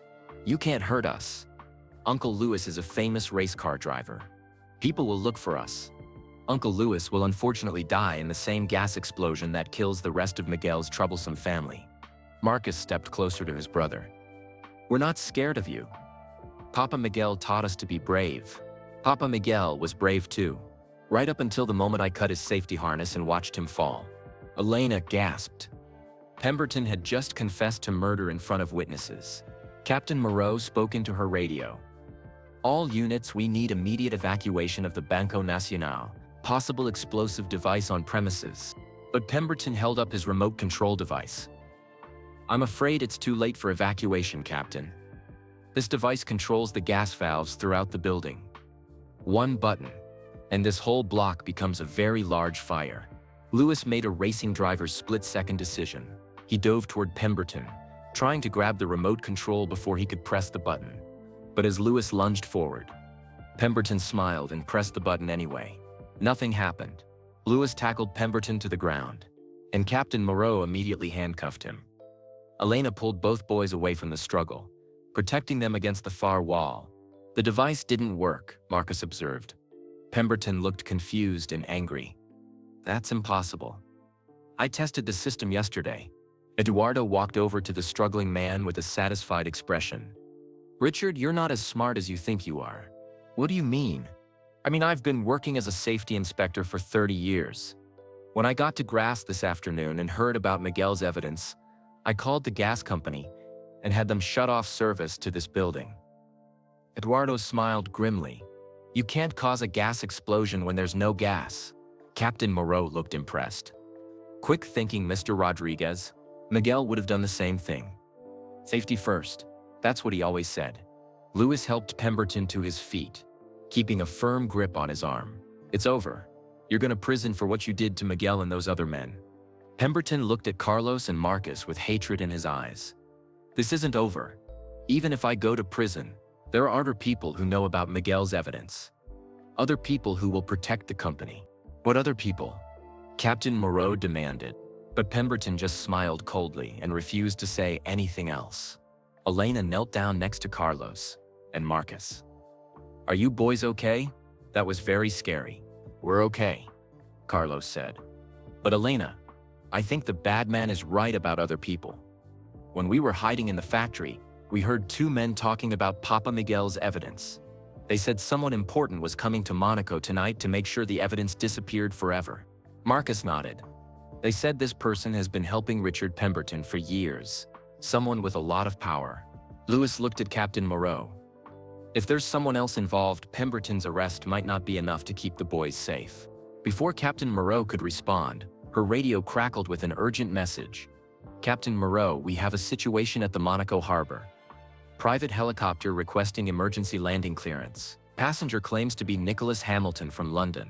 Says he has urgent information about the Rodriguez murder case." Lewis felt his heart jump. "That's my brother. He's here."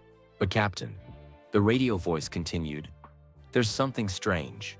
The helicopter passenger manifest shows 2 people, but the pilot says he only has 1 passenger. The second person on the manifest is listed as someone who died 3 years ago. Miguel Rodriguez." Everyone in the bank basement looked at each other in shock. Carlos grabbed Elena's hand. "Elena, what if Papa Miguel isn't really dead? What if he's been hiding for 3 years, waiting for the right time to come back and protect us?" Marcus's eyes went wide. "What if Papa Miguel has been alive this whole time?" Elena stared at Marcus and Carlos.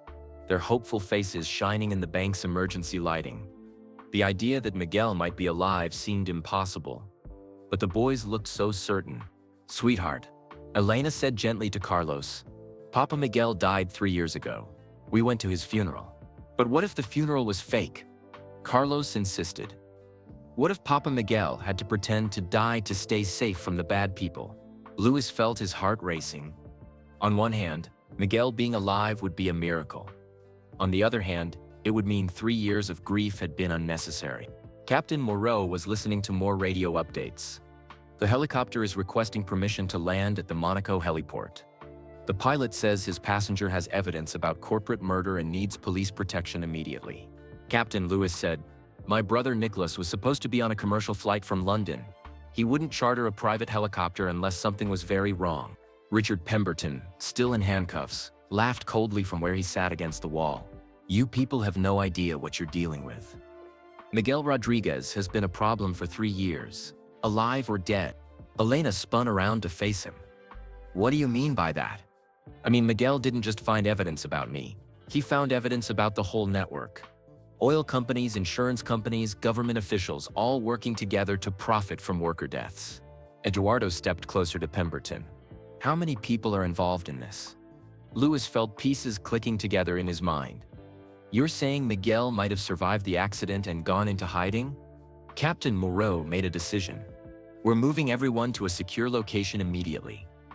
If there's a conspiracy this large, nowhere in Monaco is safe until we know who we can trust." She radioed for an armored transport vehicle and additional officers she personally knew and trusted. "We can't take any chances with the children's safety." As they waited for transport, Carlos pulled Elena aside. "Elena, I need to tell you something about my dreams. The man who looks like Papa Miguel always tells me to be brave and protect my family. But last night he told me something different." "What did he tell you?" "He said that soon I would see him again. Not in dreams, but in real life. He said I should trust the man with the racing cars and the woman with the kind heart." Carlos looked at Luis and Elena. "I think he meant you." Marcus overheard and joined the conversation. "Papa Miguel tells me things in dreams too. He said that when I found my brother we would also find our way back to him." Elena knelt down to look both boys in the eyes. "Boys, even if Papa Miguel is somehow alive, he's been away for 3 years. That's a long time. He might be very different now, but he's still our papa," Carlos said simply. Lewis showed the message to Captain Moreau. "Someone is impersonating my brother." Before anyone could answer, the building's fire alarm started blaring. Emergency lights flashed red throughout the bank, and a recorded voice announced, "Building evacuation required immediately. Please exit through nearest emergency route." "That's not a drill," Captain Moreau said. "Someone triggered the fire system remotely." Eduardo checked the air vents near the ceiling. "I smell smoke.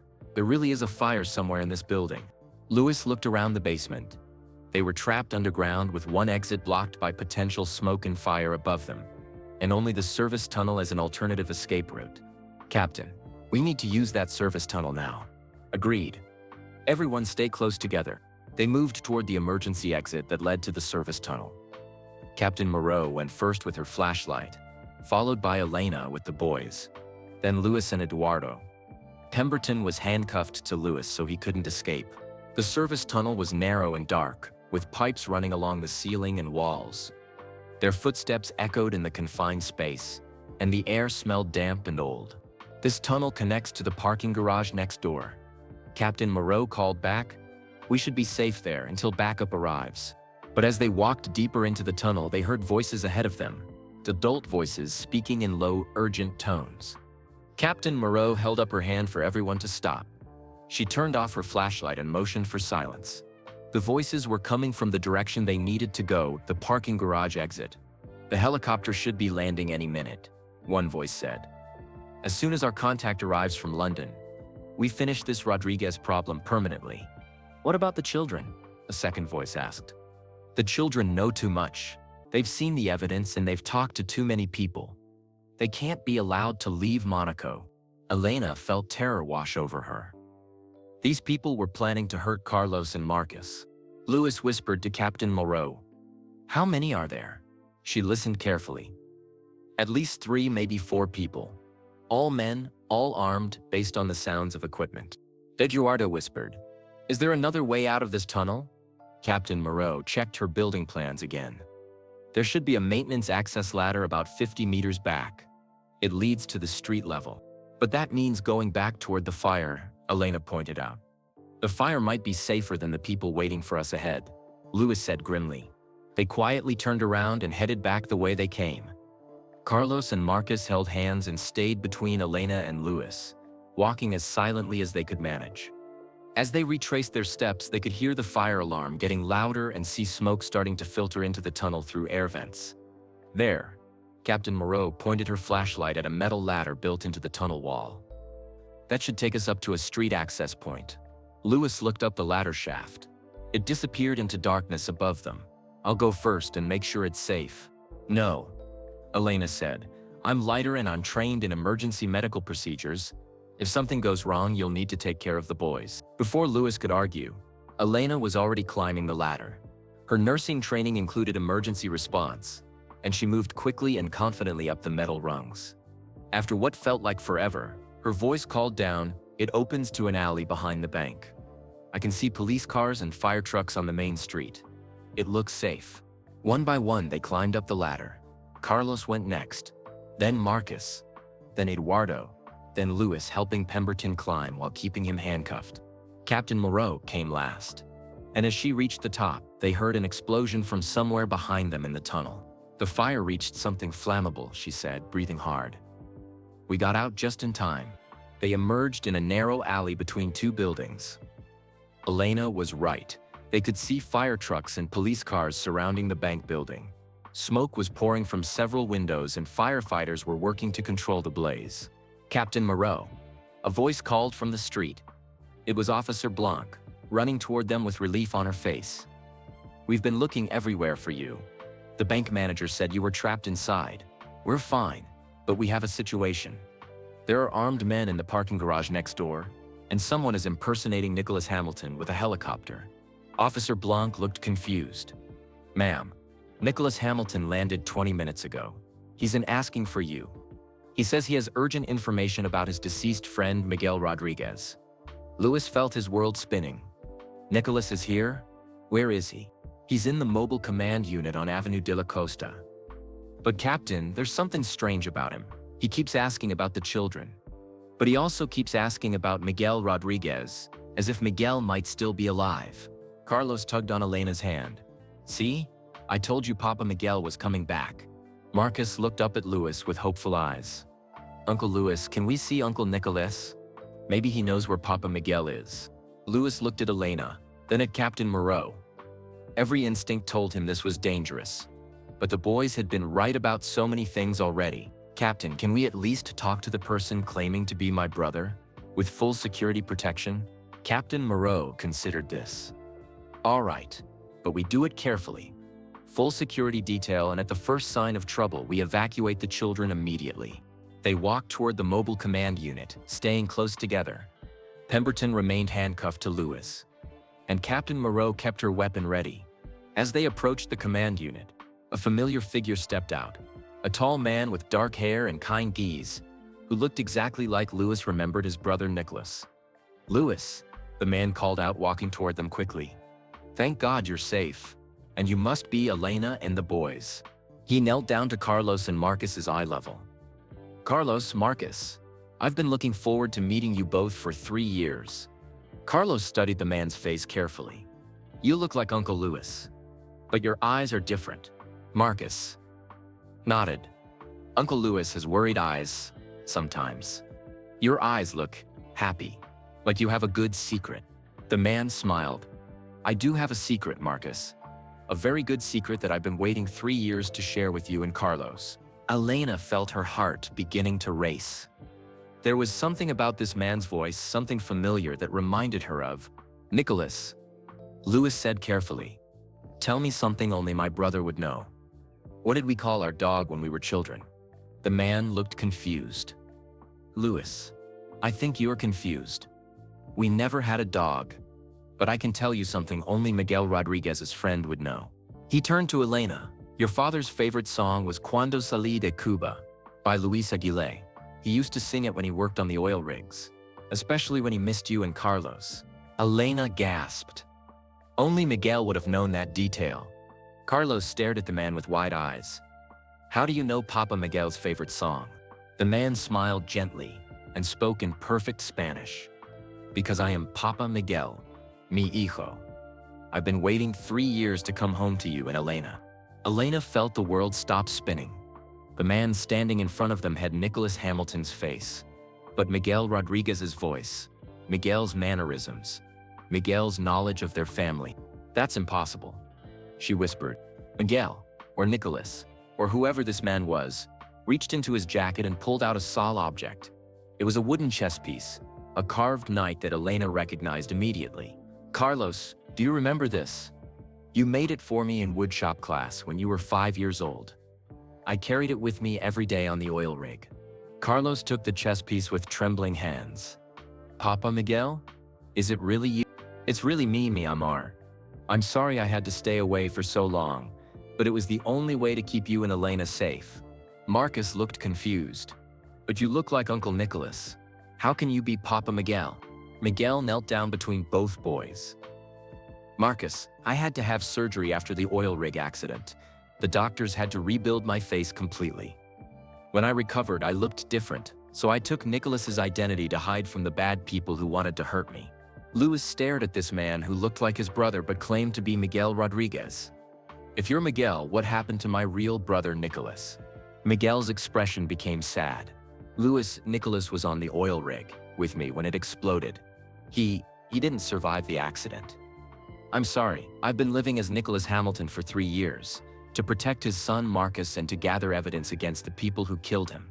Elena felt tears streaming down her face. The man she thought was dead was alive, but Louis's brother was actually dead. So Marcus is really your stepson? She asked. Marcus is the son of my best friend, and I love him like my own child.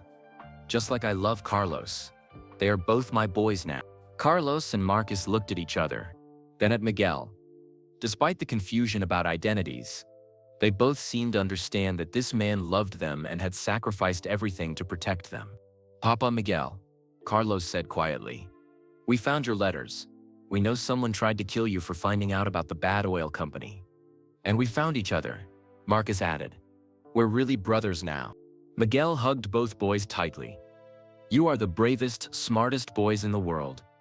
I'm so proud of both of you. Louis felt overwhelmed by grief for his brother and confusion about everything he had believed for 3 years. But watching Miguel with the boys, he could see the love and protection that had driven a man to fake his own death and live under a false identity. Elena stepped closer to Miguel. If you're really alive, why didn't you contact us sooner? Do you know how much Carlos missed you? How much I missed you? Miguel looked at her with eyes full of pain and love. Elena, every day I stayed away was torture. But Richard Pemberton wasn't working alone. There's a network of people who profit from worker deaths, and they have connections in governments and police forces across Europe. If I had revealed myself too soon, they would have killed all of us. Captain Moreau, who had been listening to this conversation with growing amazement, stepped forward. Mr. Rodriguez, if you've been alive for 3 years, why reveal yourself now? Because tonight, Pemberton made his final move.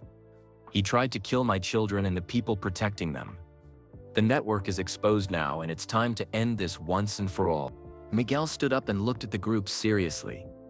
But we're not safe yet. Pemberton was just one part of a much larger conspiracy. There are people coming to Monaco tonight who will do anything to keep their secrets hidden. Louis looked at Miguel, this man who looked like his brother but wasn't his brother, who had sacrificed everything to protect the children they both loved. What do we need to do? Miguel's expression became determined. We need to get the boys somewhere completely safe. And then we need to use the evidence to expose everyone involved in this conspiracy. Where would be safe? Elena asked. I've been preparing for this day for 3 years.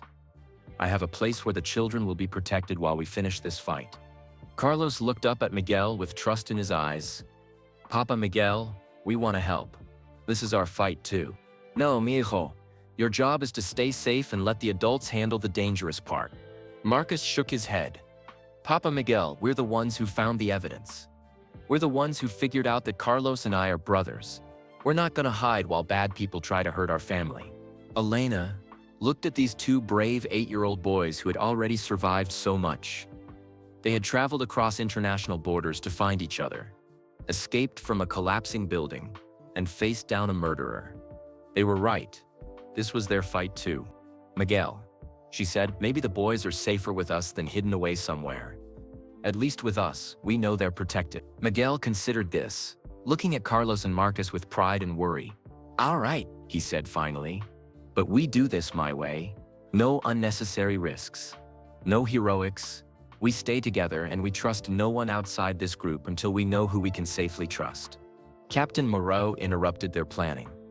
"I hate to break up this reunion, but we have incoming helicopters, multiple aircraft requesting landing clearance, and some of them are not identifying themselves properly." Miguel's face went pale. "They're here. The network is making their final move tonight." Luis looked around at their small group: Elena, Miguel, 2 young boys, Eduardo, and a few police officers. "How do we fight a conspiracy with this many people?" Miguel smiled grimly. "The same way David fought Goliath, with courage, intelligence, and the right weapon at the right time." He pulled a small device from his pocket. "For 3 years, I've been recording conversations, photographing documents, and gathering evidence. Everything is stored on secure servers around the world, ready to be released if anything happens to us. But if you release it now, won't that put us in more danger?" Elena asked. "The danger is coming whether we release the evidence or not. Our only choice is to control when and how the truth comes out." Carlos looked up at Miguel with serious eyes. "Papa, Miguel, what if the bad people try to hurt Uncle Luis and Elena? What if they try to hurt you again?" Miguel knelt down and took both boys' hands. "Carlos, Marcus, I promise you this. I will never leave you again. Whatever happens tonight, we face it together as a family." Marcus squeezed Miguel's hand. "All of us? Even Uncle Luis and Elena?" "Especially Uncle Luis and Elena. They saved you both tonight, and now they're part of our family forever." Elena felt tears in her eyes. 3 hours ago, she had been a struggling nursing student with a broken-down car. Now she was part of a family fighting against a murderous conspiracy. Luis looked at this group of people who had become his family through extraordinary circumstances. "So what's our plan?" Miguel stood up and looked toward the harbor, where helicopter lights were beginning to appear in the night sky. "Our plan is simple. We protect the children, expose the truth, and end this conspiracy once and for all." "And if the bad people try to stop us?" Carlos asked. Miguel's eyes became fierce with the protective love of a father. "Then they'll discover that Miguel Rodriguez's family is much stronger than they ever imagined." As the helicopters grew closer, Elena pulled both boys close to her. Whatever happened next, they would face it together. The sound of helicopter blades grew louder overhead as Elena held Carlos and Marcus close to her in the narrow service tunnel. Miguel checked his watch. It was nearly 10 o'clock at night, and the boys had been missing for over 8 hours. "Papa Miguel," Carlos whispered, "how many bad people are coming?" Miguel's expression was serious but calm. "I don't know, Mijal, but it doesn't matter. We have something they don't have." "What's that?" Marcus asked. "We have the truth, and we have each other." Captain Moreau was listening to radio updates from her officers outside. Multiple helicopters have landed at the Monaco heliport. At least 12 people have disembarked, all wearing business suits. They're requesting immediate transport to the Banco Nacional. Luis felt his racing driver instincts kicking in. "Captain, we need to move fast. If they reach the bank before we can secure the evidence." "The evidence is already secured," Miguel interrupted. "I copied everything from the safety deposit box years ago. What Pemberton and his people are looking for doesn't exist anymore." Eduardo looked surprised. "You emptied the safety deposit box?" "I replaced Miguel's original evidence with fake documents. If anyone broke into that box, they would find papers that looked real but contained false information." Elena stared at Miguel with admiration. "You've been planning this for 3 years?" "Every day for 3 years. I knew eventually they would force a confrontation, and I wanted to be ready." Captain Moreau moved toward the tunnel exit. "Where are the real documents?" Miguel smiled. "Somewhere much safer than a bank. Somewhere they would never think to look. Marcus tugged on Miguel's jacket. Papa Miguel, where did you hide them? In the last place anyone would expect, with the Monaco police evidence storage filed under a traffic accident report from Captain Moreau stopped walking and stared at Miguel. You filed murder evidence as a traffic accident. I reported finding suspicious documents in Nicholas Hamilton's car after a minor fender bender. The documents went into police storage as evidence for an insurance claim. They've been sitting in your evidence room for 3 years, perfectly safe and legal. Louis felt amazed by Miguel's planning. So while everyone was looking for dramatic hidden evidence, you filed it as boring paperwork that no one would bother to examine. Exactly. Sometimes the best hiding place is in plain sight. They reached the end of the service tunnel, where a metal door led to the parking garage. Captain Moreau listened carefully at the door before opening it slowly. The parking garage was dark and quiet. Her police car sat where they had left it, along with Louis's Ferrari and several other vehicles. No sign of the men they had heard earlier. They must have moved to the main bank entrance. Captain Moreau said, "We can get to our vehicles and drive to police headquarters safely." But as they walked toward the cars, Carlos stopped suddenly. "Wait, do you hear that?" Everyone listened. Faint voices were coming from somewhere in the garage, children's voices, speaking in both English and Spanish. "That's impossible," Elena said. "We're the only children here." Marcus grabbed Louis's hand. "Uncle Louis, that sounds like me and Carlos. But we're right here." Louis understood immediately. They're using the recordings to lure us into a trap. But why? Elena asked. Richard Pemberton, who had been quiet during their escape, suddenly spoke up. "Because they need you to come to them willingly. If you disappear in a garage accident, it looks less suspicious than if you disappear from police custody." Captain Moreau drew her weapon. "Everyone stay behind me. We're going straight to my car, no detours." They moved carefully between the parked cars, staying low and quiet. The recorded voices continued to echo through the garage, creating an eerie effect in the darkness. Elena kept one hand on Carlos's shoulder and one on Marcus's, making sure both boys stayed close. The boys were being incredibly brave, but she could feel them trembling slightly. As they reached Captain Moreau's police car, Miguel pulled out his phone and pressed several buttons quickly. "What are you doing?" Louis asked. "Activating the dead man's switch. If I don't check in every hour, all the evidence gets automatically released to news organizations around the world." "How much evidence do you have?" Captain Moreau asked as she started the car engine. "Enough to send 50 people to prison for life.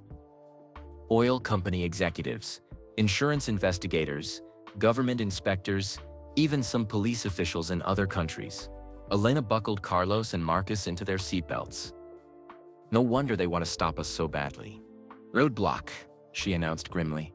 2 black SUVs were parked across the garage exit, and men in dark suits stood behind them. These weren't police officers. They looked like private security or worse. Captain Moreau put the car in reverse, but another SUV appeared behind them, blocking their retreat. "We're trapped," Louis said. One of the men in suits approached their car with a megaphone. "Miguel Rodriguez, you've caused enough trouble. Send out the children and we'll let the adults leave safely." "Never," Elena said fiercely. Miguel rolled down his window slightly. "What do you want?" "You know what we want.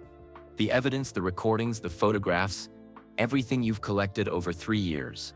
And if I give you the evidence, then you and your family get to live normal lives. No more hiding. No more fear." Carlos spoke up from the back seat. "Papa Miguel, don't trust them. Bad people always lie." Marcus nodded. "They hurt you once. They'll hurt us too if they get the chance." Miguel looked at his sons with pride. "You're right, boys. We don't negotiate with people who murder innocent workers." He rolled up the window and turned to Captain Moreau. "Captain, do you trust your radio communications?" "Not anymore. Someone has been intercepting our signals all evening." Miguel pulled out a different phone. "This is a secure satellite phone. I'm calling Inspector Dubois at Interpol. He's been investigating oil rig accidents across Europe for 5 years." While Miguel made the call, Louis looked around the garage for other options. His Formula One experience had taught him to always look for alternative racing lines when the main path was blocked. "Captain, what about the maintenance elevator in the corner? Does it go to other floors?" Captain Moreau checked her building plans. It goes to the roof, but from there we'd need another way down. Elena had an idea. Louis, could your helicopter pilot pick us up from the roof? My pilot is back in London, but… Louis paused, thinking, but I know someone else who might help. He pulled out his own phone and dialed a number. After several rings, a familiar voice answered. Sebastian, it's Louis. I need a huge favor and I need it right now. Sebastian Vettel, Louis's former Formula One rival and current friend, listened as Louis quickly explained their situation. Louis, you're asking me to fly my helicopter into Monaco at night, land on a building roof and help you escape from criminals. Yes, that's exactly what I'm asking. Sebastian was quiet for a moment. Where's the building? While Louis gave Sebastian directions, Miguel finished his call with Interpol. Inspector Dubois is coordinating with police in 6 countries. Help is coming, but it will take time. How much time? Elena asked. At least 30 minutes. Captain Moreau looked at the men surrounding their car. We might not have 30 minutes. One of the suited men was approaching their car again, this time with what looked like a small explosive device. Papa Miguel, Marcus said quietly. They're going to try to hurt our car. Miguel made a decision. Everyone out. We use the maintenance elevator to reach the roof. Captain, bring Pemberton with us. He's our insurance policy. They opened the car doors simultaneously and ran toward the maintenance elevator in the corner of the garage. The men in suits shouted and started running after them, but Captain Moreau and Louis stayed behind the group to protect the children and Elena. Eduardo reached the elevator first and pressed the button. It's coming down. Carlos and Marcus stayed close to Elena, but they weren't panicking. Their adventure had taught them to stay calm under pressure. Just like their father, the elevator arrived with a ding that echoed through the garage. They all crowded inside. Elena, Miguel, Carlos, Marcus, Louis, Eduardo, Captain Moreau, and Pemberton, still in handcuffs. This elevator is really small, Carlos observed as they started rising. And slow, Marcus added, listening to the mechanical sounds around them. Miguel kept checking his phone for messages from Sebastian. He's 10 minutes away. We just need to stay safe for 10 more minutes. Papa Miguel, Carlos said, after tonight, can we all live together like a real family? Miguel looked at Elena, then at Louis, then back at his sons. That's what I want more than anything in the world. Even if it means Uncle Louis has to share his house with 2 noisy boys? Marcus asked, with a small smile. Louis laughed despite their dangerous situation. Marcus, sharing my house with family would be the best thing that ever happened to me. The elevator reached the roof with a gentle bump. Captain Moreau opened the door carefully, checking to make sure the roof was safe. Monaco spread out below them like a jeweled necklace, harbor lights reflecting off the dark water, apartment dibbings glowing with warm windows, the casino and hotels lit up for the evening. It's beautiful up here, Elena said, pulling her jacket tighter against the wind. And cold, Carlos added, moving closer to Miguel for warmth. Miguel took off his jacket and wrapped it around both boys. Sebastian will be here soon with blankets and warm clothes. They could hear helicopter sounds in the distance, several aircraft circling the city like mechanical birds hunting for prey. Which one is Sebastian? Marcus asked. The one with the bright blue lights, Louis replied, pointing toward the harbor. Sebastian always did like to show off. Sure enough, a helicopter with distinctive blue navigation lights was approaching from the direction of the French coast. As it got closer, they could see SV5 painted on the side, Sebastian's racing number. The helicopter circled the building once, then hovered above the roof.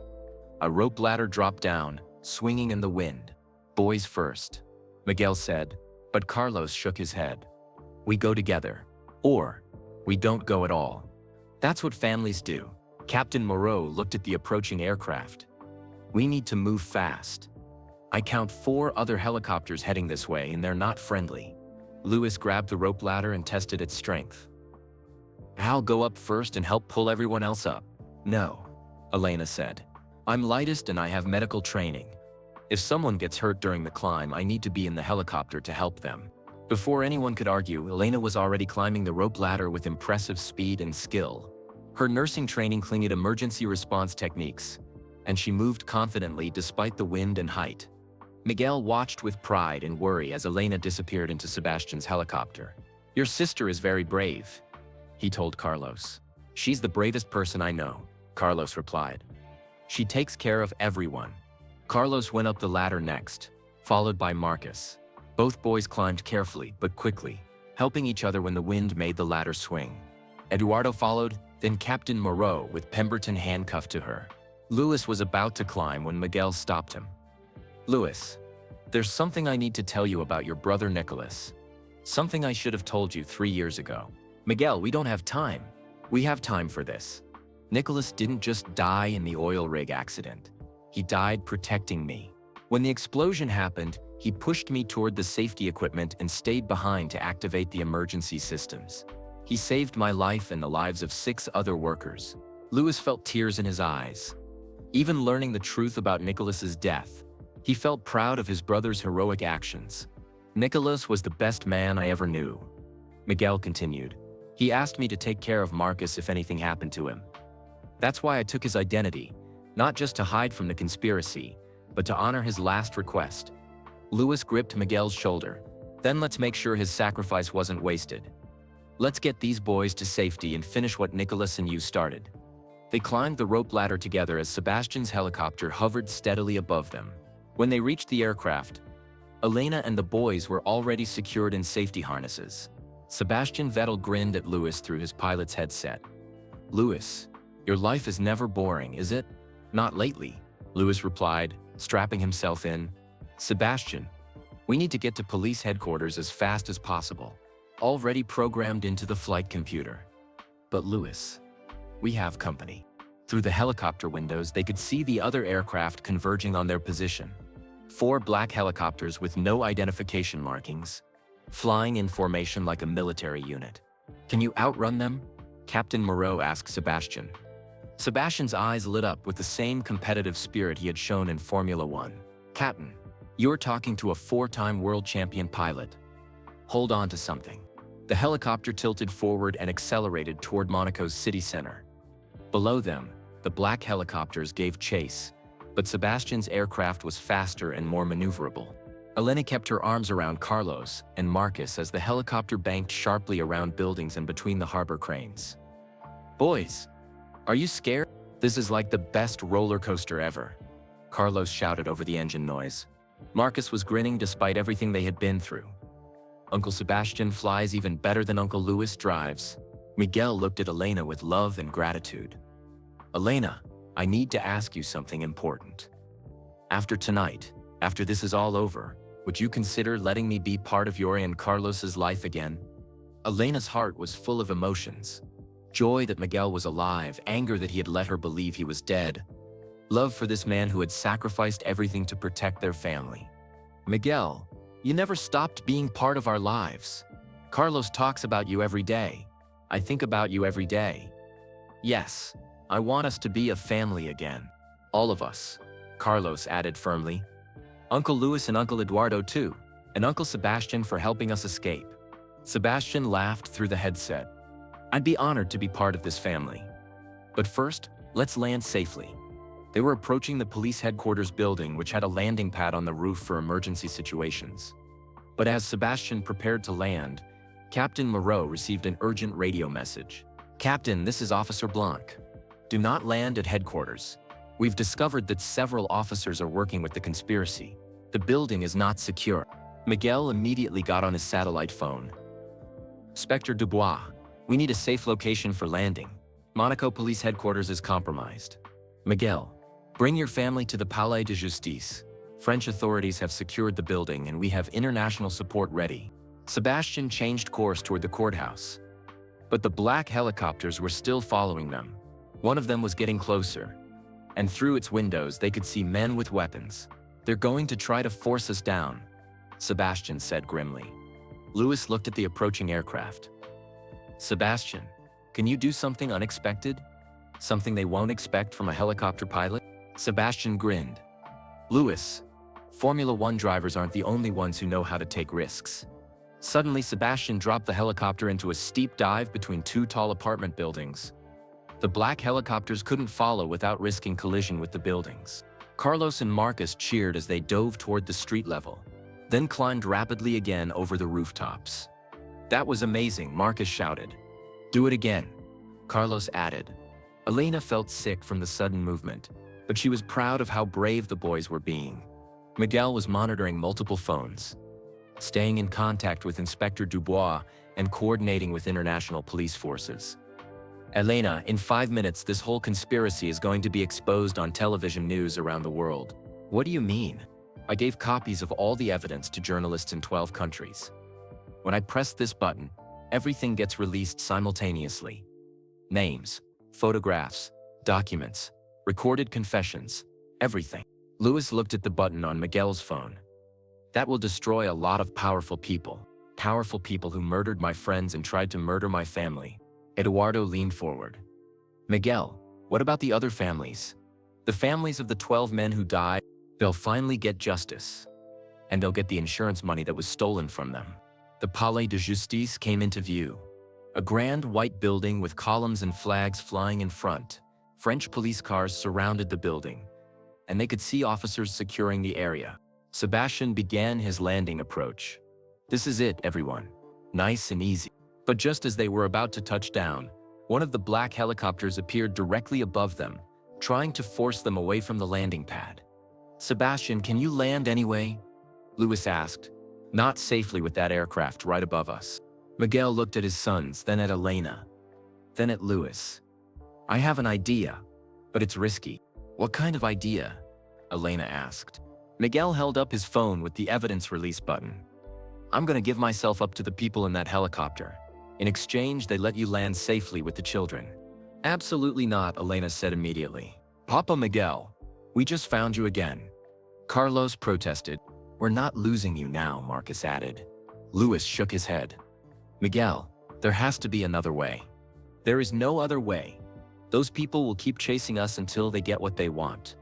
But if I surrender myself and threaten to release the evidence, they'll have to negotiate. Captain Moreau objected. Mr. Rodriguez, I can't allow you to put yourself in danger like that. Miguel was already moving toward the helicopter door. Captain, protecting my children is more important than protecting myself. But before Miguel could open the door, Carlos unbuckled his safety harness and moved to block his path. Papa Miguel, you taught me to be brave.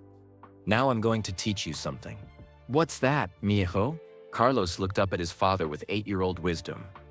You taught me that families protect each other. That means we protect you too. Marcus joined his brother. Papa Miguel, you've been protecting us for 3 years. Now it's our turn to help protect you. Elena looked at these two amazing boys and felt her heart swell with love and pride. Miguel, the boys are right. We face this together, or not at all. Luis stepped forward. Sebastian, can you outfly that helicopter above us? Sebastian's competitive smile returned. Luis, watch and learn. Sebastian suddenly spun their helicopter in a tight spiral, creating a downdraft that forced the black helicopter to pull away to avoid collision. In that moment of confusion, he dropped their aircraft onto the courthouse landing pad with perfect precision. Everyone out. Quickly, Captain Moreau ordered. They jumped from the helicopter and ran toward the courthouse entrance, where French police officers were waiting to escort them to safety. Inspector Dubois, a tall man with gray hair and intelligent eyes, met them at the entrance. Miguel, it's good to see you alive. And these must be your sons. Inspector, thank you for coordinating international support. Miguel, we're ready to make the arrests. We have teams standing by in London, Paris, Madrid, and Houston. As soon as you release that evidence, we can round up the entire network. Elena looked at Miguel. Are you ready to press that button? Miguel looked at Carlos and Marcus, who nodded encouragingly.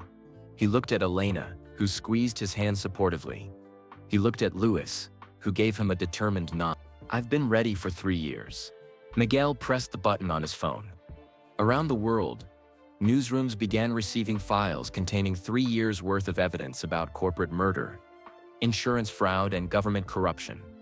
The conspiracy that had killed 12 men and destroyed their families was about to be exposed to the entire world. But as they walked into the courthouse, Elena noticed that Richard Pemberton was smiling. Why are you smiling? She asked him. Pemberton looked at Miguel with cold satisfaction. Because you think pressing that button ends this. But exposing the conspiracy just makes you and your family targets for the rest of your lives. There are people involved in this who will never stop hunting you. Carlos looked up at Miguel with worried eyes. Papa Miguel, does that mean we'll never be safe? Before Miguel could answer, Inspector Dubois received an urgent phone call. He listened for a moment, then hung up with a grim expression. Miguel, we have a problem. The evidence release triggered something we didn't expect. Someone just issued a €5 million bounty for the capture of you and your family. Elena felt cold fear wash over her. A bounty? Like in the movies? Unfortunately, yes. Criminal organizations around the world now have financial incentive to find you. Louis looked at Miguel, Elena, and the boys. So what do we do now? Miguel's expression became fierce, with protective determination. Now we disappear completely. All of us together. Until every person involved in this conspiracy is behind bars. Marcus tugged on Miguel's sleeve. Papa Miguel, does that mean we get to go on another adventure? Despite everything, Miguel smiled. Marcus, Carlos, I think our biggest adventure is just beginning. As they walked deeper into the secure courthouse, Elena realized that their story was far from over. They had found each other, exposed the truth, and survived the night. But now they faced a different kind of challenge, staying together and staying safe while the most dangerous people in the world hunted for them. But looking at her family, Miguel, Carlos, Marcus, Luis, and Eduardo, Elena felt strong and hopeful. Whatever came next, they would face it together.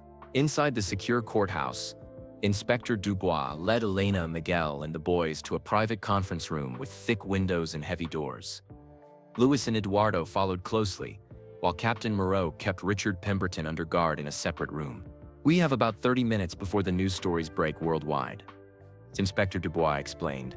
Once that happens, everyone involved in this conspiracy will know exactly who exposed them.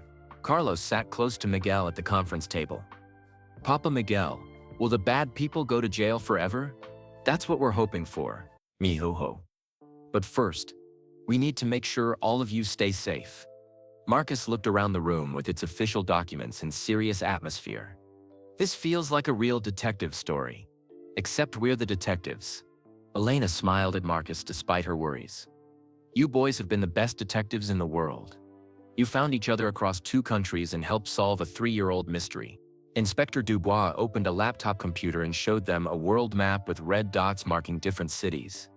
These locations represent arrests that will begin happening in the next hour. London, Paris, Madrid, Houston, Dubai, Singapore.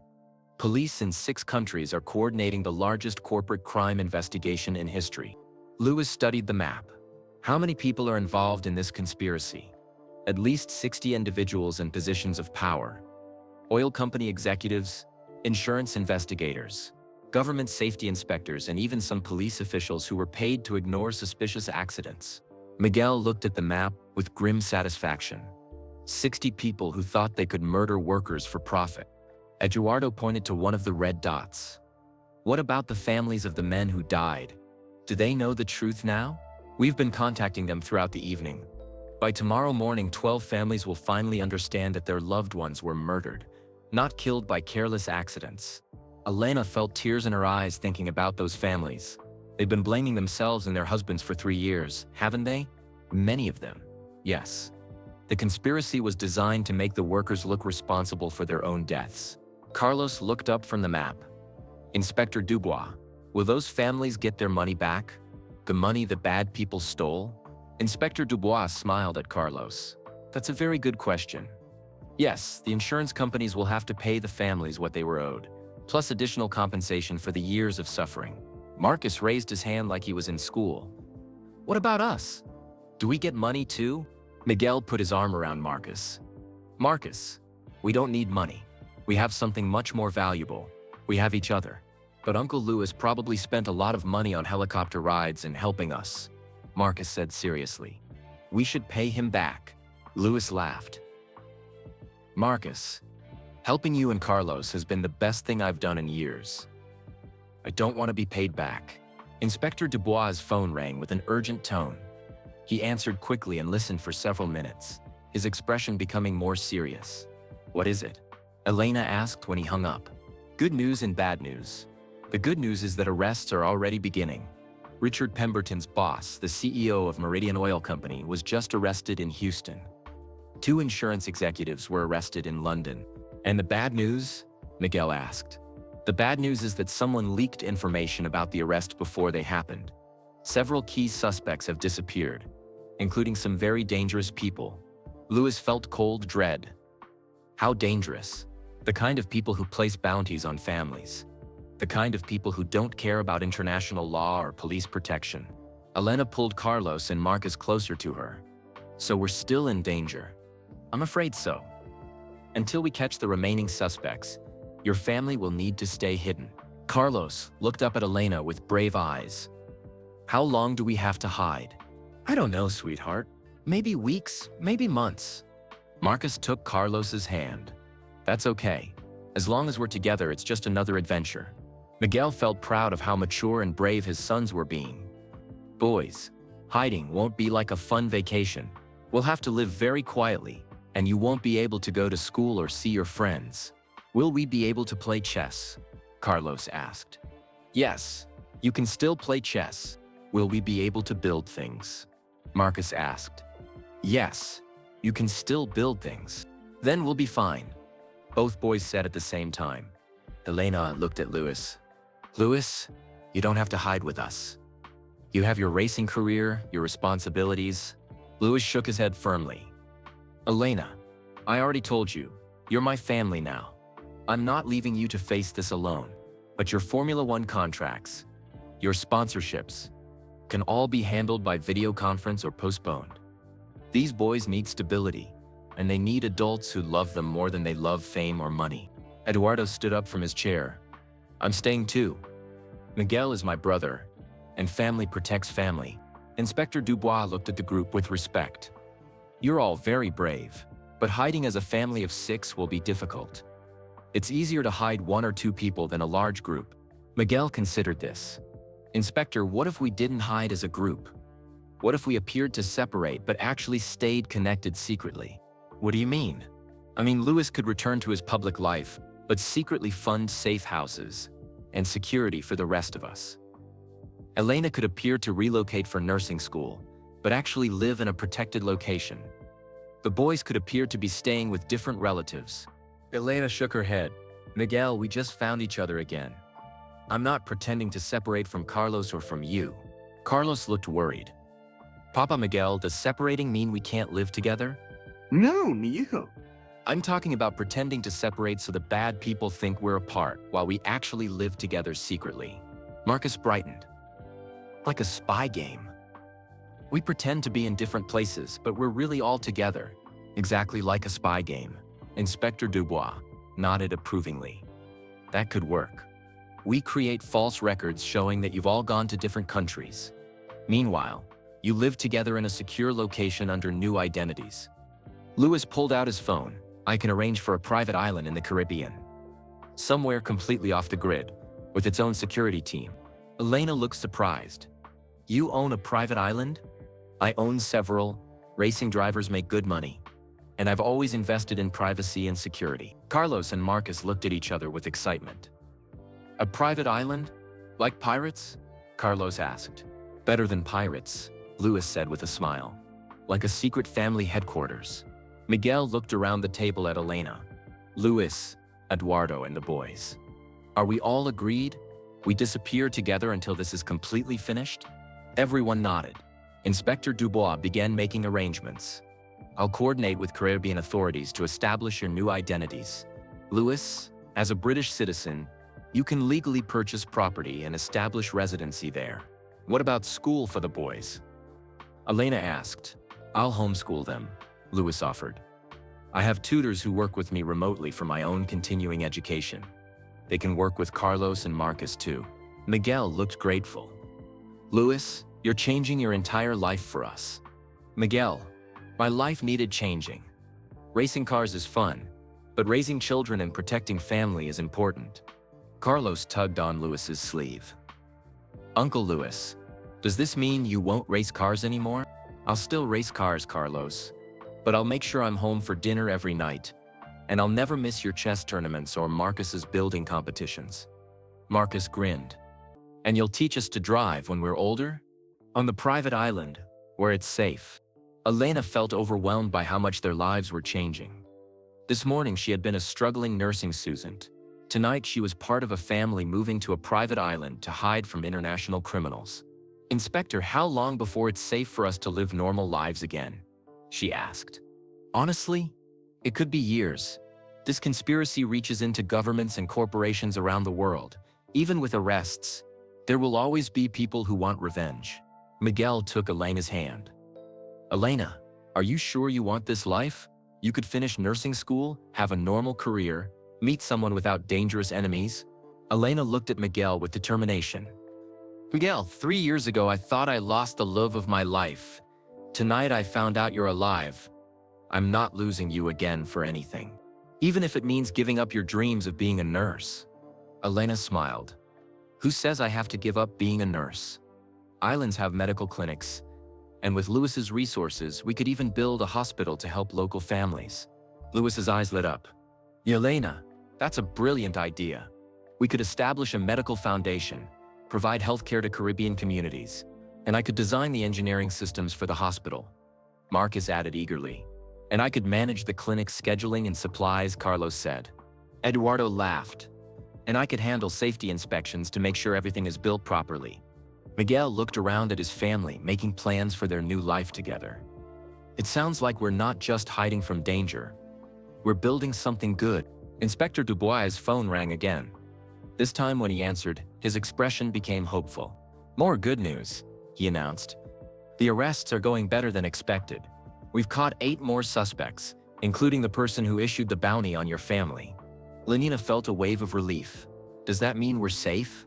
"Safer, but not completely safe yet. The bounty has been canceled, but there are still people out there who might seek revenge." Lewis stood up and walked to the window, looking out at Monaco's harbor lights. "Inspector, how soon can we leave for the Caribbean?" "Sebastian Vettel is still waiting on the courthouse roof with his helicopter.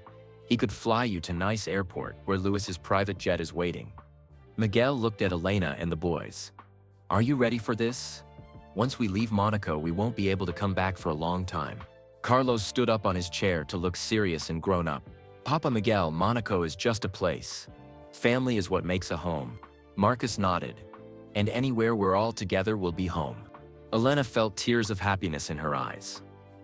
"Boys, when did you become so wise?" "We learned from Papa Miguel," Carlos said. "He taught us that love is more important than places or things. And we learned from Uncle Lewis," Marcus added. "He taught us that heroes help people, even strangers. And we learned from Elena," both boys said together. "She taught us that families take care of each other no matter what." Eduardo wiped his eyes. "Miguel, your sons are extraordinary young men. They get that from their sister," Miguel said, looking at Elena with love. Inspector Dubois began packing up his files. "I'll escort you to the helicopter. From there, you're under Sebastian's protection until you reach the Caribbean." As they prepared to leave the courthouse, Elena realized this was the end of their old lives and the beginning of something completely new. Captain Moreau appeared in the doorway with Richard Pemberton in custody. "Miguel, before you go, Pemberton insists he has something important to tell you." Miguel looked at Pemberton with disgust. "I have nothing to say to the man who murdered my friends."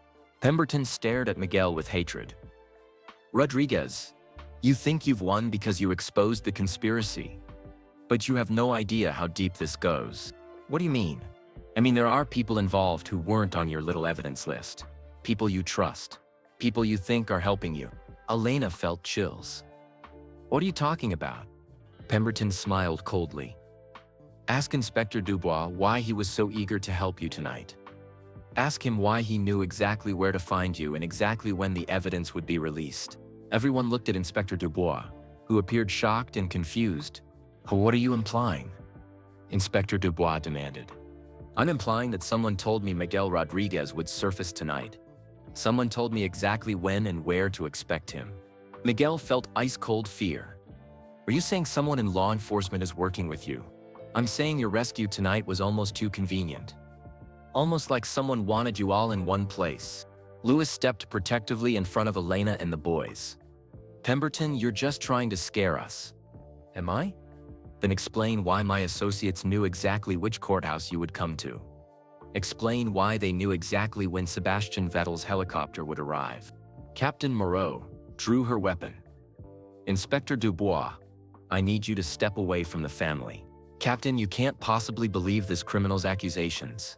I don't know what to believe anymore. Too many people have known too much about our movements tonight.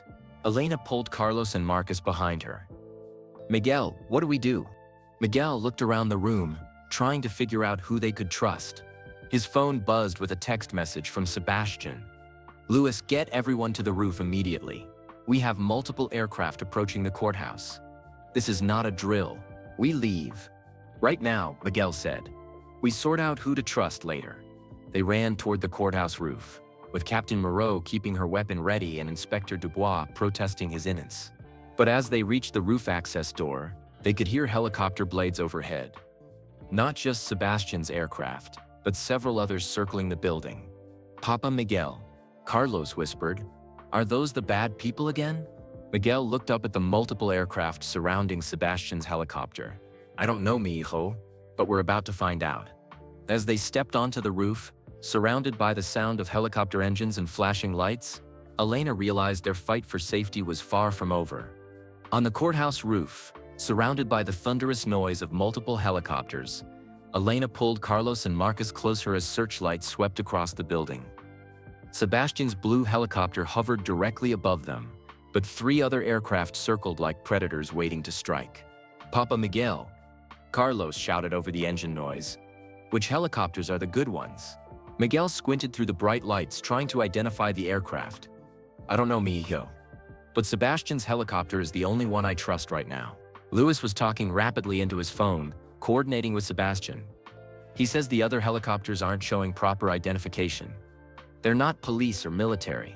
Captain Moreau kept her weapon drawn while watching Inspector Dubois carefully. Inspector, if you're innocent, now would be a good time to prove it. Inspector Dubois looked genuinely confused and worried. Captain, I swear to you, I've done none wrong. I've been investigating this conspiracy for 5 years.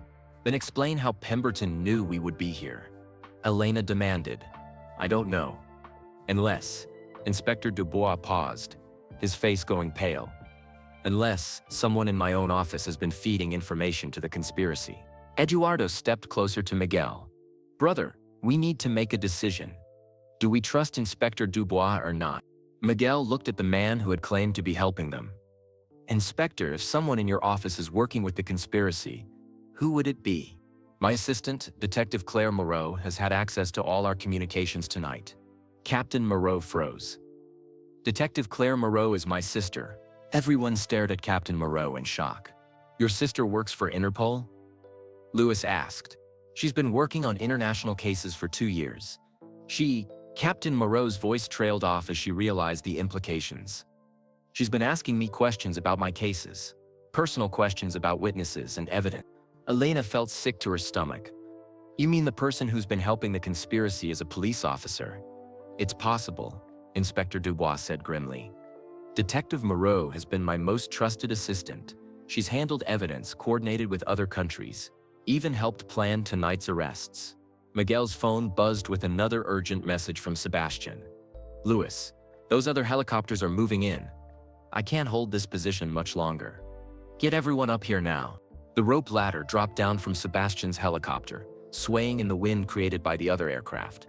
Boys first, Miguel said, but Marcus shook his head. We've talked about this, Papa Miguel. Families stick together. Carlos grabbed one side of the rope ladder. I'll go up with Marcus. We'll help pull everyone else up. Before anyone could stop them, both boys were climbing the rope ladder together, helping each other up each rung. Their teamwork was perfect. When Carlos got tired, Marcus supported him, and when Marcus's injured arm hurt, Carlos helped him grip the rope. Elena watched with pride and terror as her brave sons climbed toward safety. They're remarkable children, Inspector Dubois said, watching the boys' courage. They get that from their father, Elena replied, looking at Miguel with love. Miguel was preparing to follow the boys when one of the circling helicopters moved closer and a voice called out through a megaphone. Miguel Rodriguez, you are surrounded. Release the evidence files or we will be forced to take action against your family. Captain Moreau aimed her weapon toward the threatening helicopter. "This is Monaco police. You are in violation of international airspace." The voice from the helicopter laughed. "Captain, your sister says hello." Captain Moreau's face went white. Her own sister was working with the people trying to hurt Carlos and Marcus. Louis grabbed the rope ladder. "Miguel, Elena, we're leaving. Now." But as Louis started to climb, one of the other helicopters moved directly over Sebastian's aircraft, creating dangerous turbulence that made the rope ladder swing wildly. "I can't climb in this wind," Elena shouted. Miguel made a split-second decision. He pulled out his satellite phone and dialed a number. "Who are you calling?" Elena asked. "The only person I trust completely." Miguel waited for someone to answer. "Carlos, can you hear me?" Carlos's voice came through the phone from Sebastian's helicopter above. "Papa Miguel, we're safe up here." "Carlos, I need you to do something very important." "Are you listening?" "Yes, Papa. I need you to tell Sebastian to fly you and Marcus to safety. Don't wait for the adults." "No, we're not leaving without you." Elena grabbed the phone. "Carlos, Papa Miguel is right. You and Marcus need to get somewhere safe." Marcus's voice joined the conversation. "Elena, Uncle Louis taught us that families protect each other. We protect you too." Louis, who was still holding the rope ladder, looked up at Sebastian's helicopter.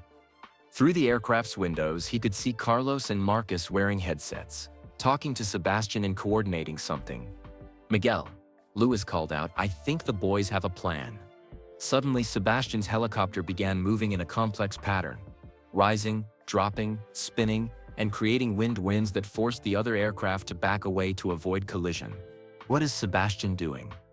Elena asked. Louis grinned, despite their dangerous situation. "He's flying like a Formula One driver. And I think Carlos and Marcus are helping him navigate." Indeed, through Sebastian's aircraft windows, they could see the boys pointing in different directions and talking rapidly into their headsets. Carlos was using his chess strategy skills to predict the other helicopter's movements, while Marcus was using his engineering knowledge to help Sebastian understand the aircraft's capabilities. The distraction worked. While the other helicopters were trying to avoid Sebastian's unpredictable flight pattern, Elena, Miguel, Louis, Eduardo, and Captain Moreau were able to climb the rope ladder to safety. But as they were being pulled into Sebastian's helicopter, Inspector Dubois remained on the roof, shouting up at them, "Miguel, I can prove my innocence. Ask Carlos about the letters he found. Ask him about the letter addressed to me." Miguel looked down at Inspector Dubois with confusion. "What letter?" Carlos, now safely in the helicopter, pulled out his collection of letters from Papa Miguel. "Papa Miguel, there is a letter addressed to Inspector Dubois. I forgot about it because it was written in French." Carlos handed Miguel a sealed envelope marked "Poor Inspector Dubois, urgent." Miguel opened the letter and read it quickly, his expression changing from suspicion to surprise to understanding. "Elena, listen to this," Miguel said, reading aloud over the helicopter noise.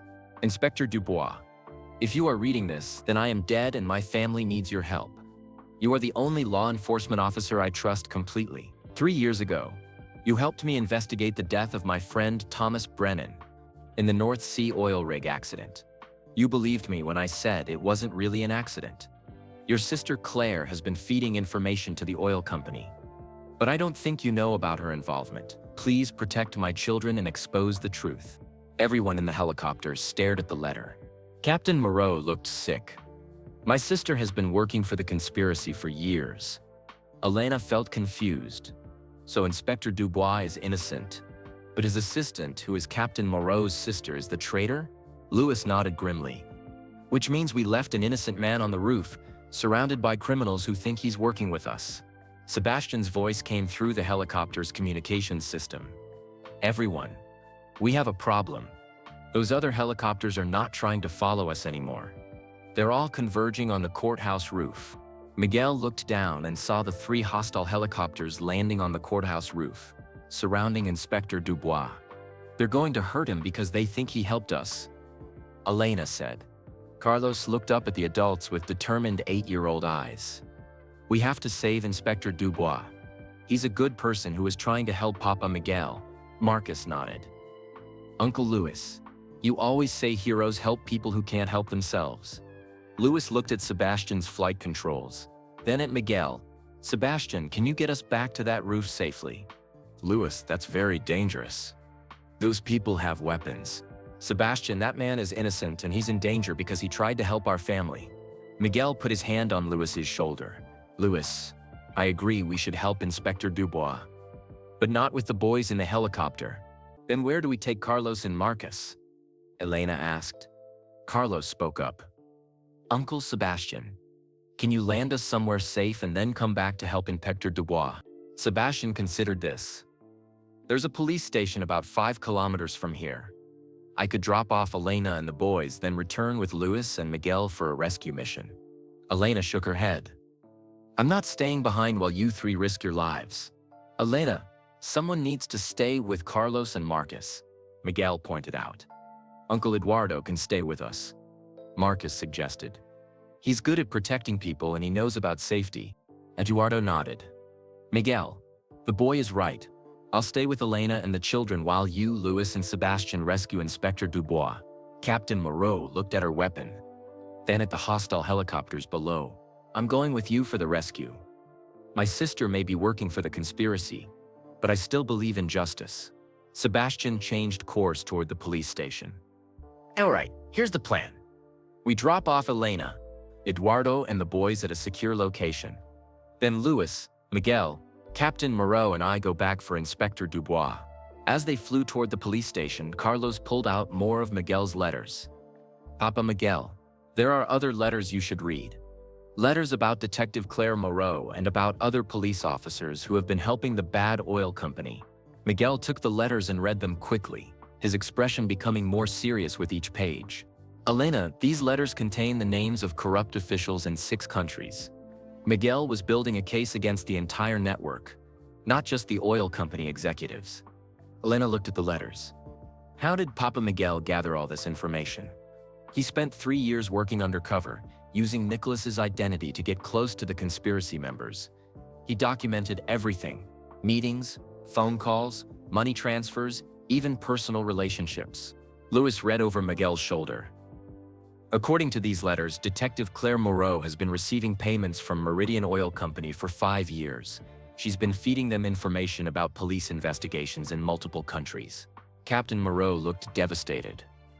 My own sister has been protecting murderers. Marcus patted Captain Moreau's hand gently. Captain Moreau, it's not your fault that your sister made bad choices. You made good choices by helping us. Carlos nodded. And now we can help you make sure your sister can't hurt any more families. They reached the police station, and Sebastian landed in the parking area. The building was lit up and busy with officers working on the conspiracy arrests. Elena hugged Louis and Miguel before they left. Please be careful. Carlos and Marcus just got their papa back. They can't lose you now. Miguel kissed Elena's forehead. I promise we'll be careful. And I promise we'll come back to you and the boys. Louis knelt down to hug Carlos and Marcus. Boys, take care of Elena and Eduardo. We'll be back soon. Uncle Louis, Carlos said seriously, when you save Inspector Dubois, tell him thank you for believing Papa Miguel 3 years ago. I will, Carlos. Marcus hugged Louis tightly. Uncle Louis, you're the best uncle ever. Even better than a real uncle. Louis felt tears in his eyes. Marcus, you and Carlos are the best nephews ever. Even better than real nephews. As Sebastian's helicopter took off again with Louis, Miguel and Captain Moreau, Elena watched it disappear into the night sky. Eduardo put his arms around her and the boys. They'll be fine. Eduardo said confidently. Miguel has been planning for situations like this for 3 years, and Louis is one of the best drivers in the world. That includes flying in dangerous situations. Carlos looked up at Elena. Elena, are you scared? Elena looked at Carlos and Marcus, these 2 brave boys who had survived so much and still had hope and courage. I'm worried, she said honestly. But I'm not scared, because I know that Papa Miguel and Uncle Louis will do whatever it takes to come back to us. Marcus pointed toward the sky where the helicopter had vanished. They're not just saving Inspector Dubois, they're finishing what Papa Miguel started 3 years ago. Elena nodded. Miguel had spent 3 years gathering evidence, living under a false identity and staying away from his family to protect them. Tonight was the night when all his sacrifice would finally pay off. But as they waited in the police station, Elena couldn't shake the feeling that the most dangerous part of their adventure was still ahead of them. Through the police station windows, she could see news vans arriving and reporters setting up cameras. The evidence Miguel had released was starting to become public, and soon the whole world would know about the conspiracy. "Elena," Carlos said quietly, "after tonight, will our lives ever be normal again?" Elena looked at Carlos and Marcus, thinking about everything they had been through and everything that still lay ahead. "Carlos, I don't think our lives will ever be normal, but there'll be something better than normal. They'll be extraordinary," Marcus smiled. "Extraordinary sounds good. As long as we're together, we'll always be together," Elena promised. "No matter what happens, we're a family now."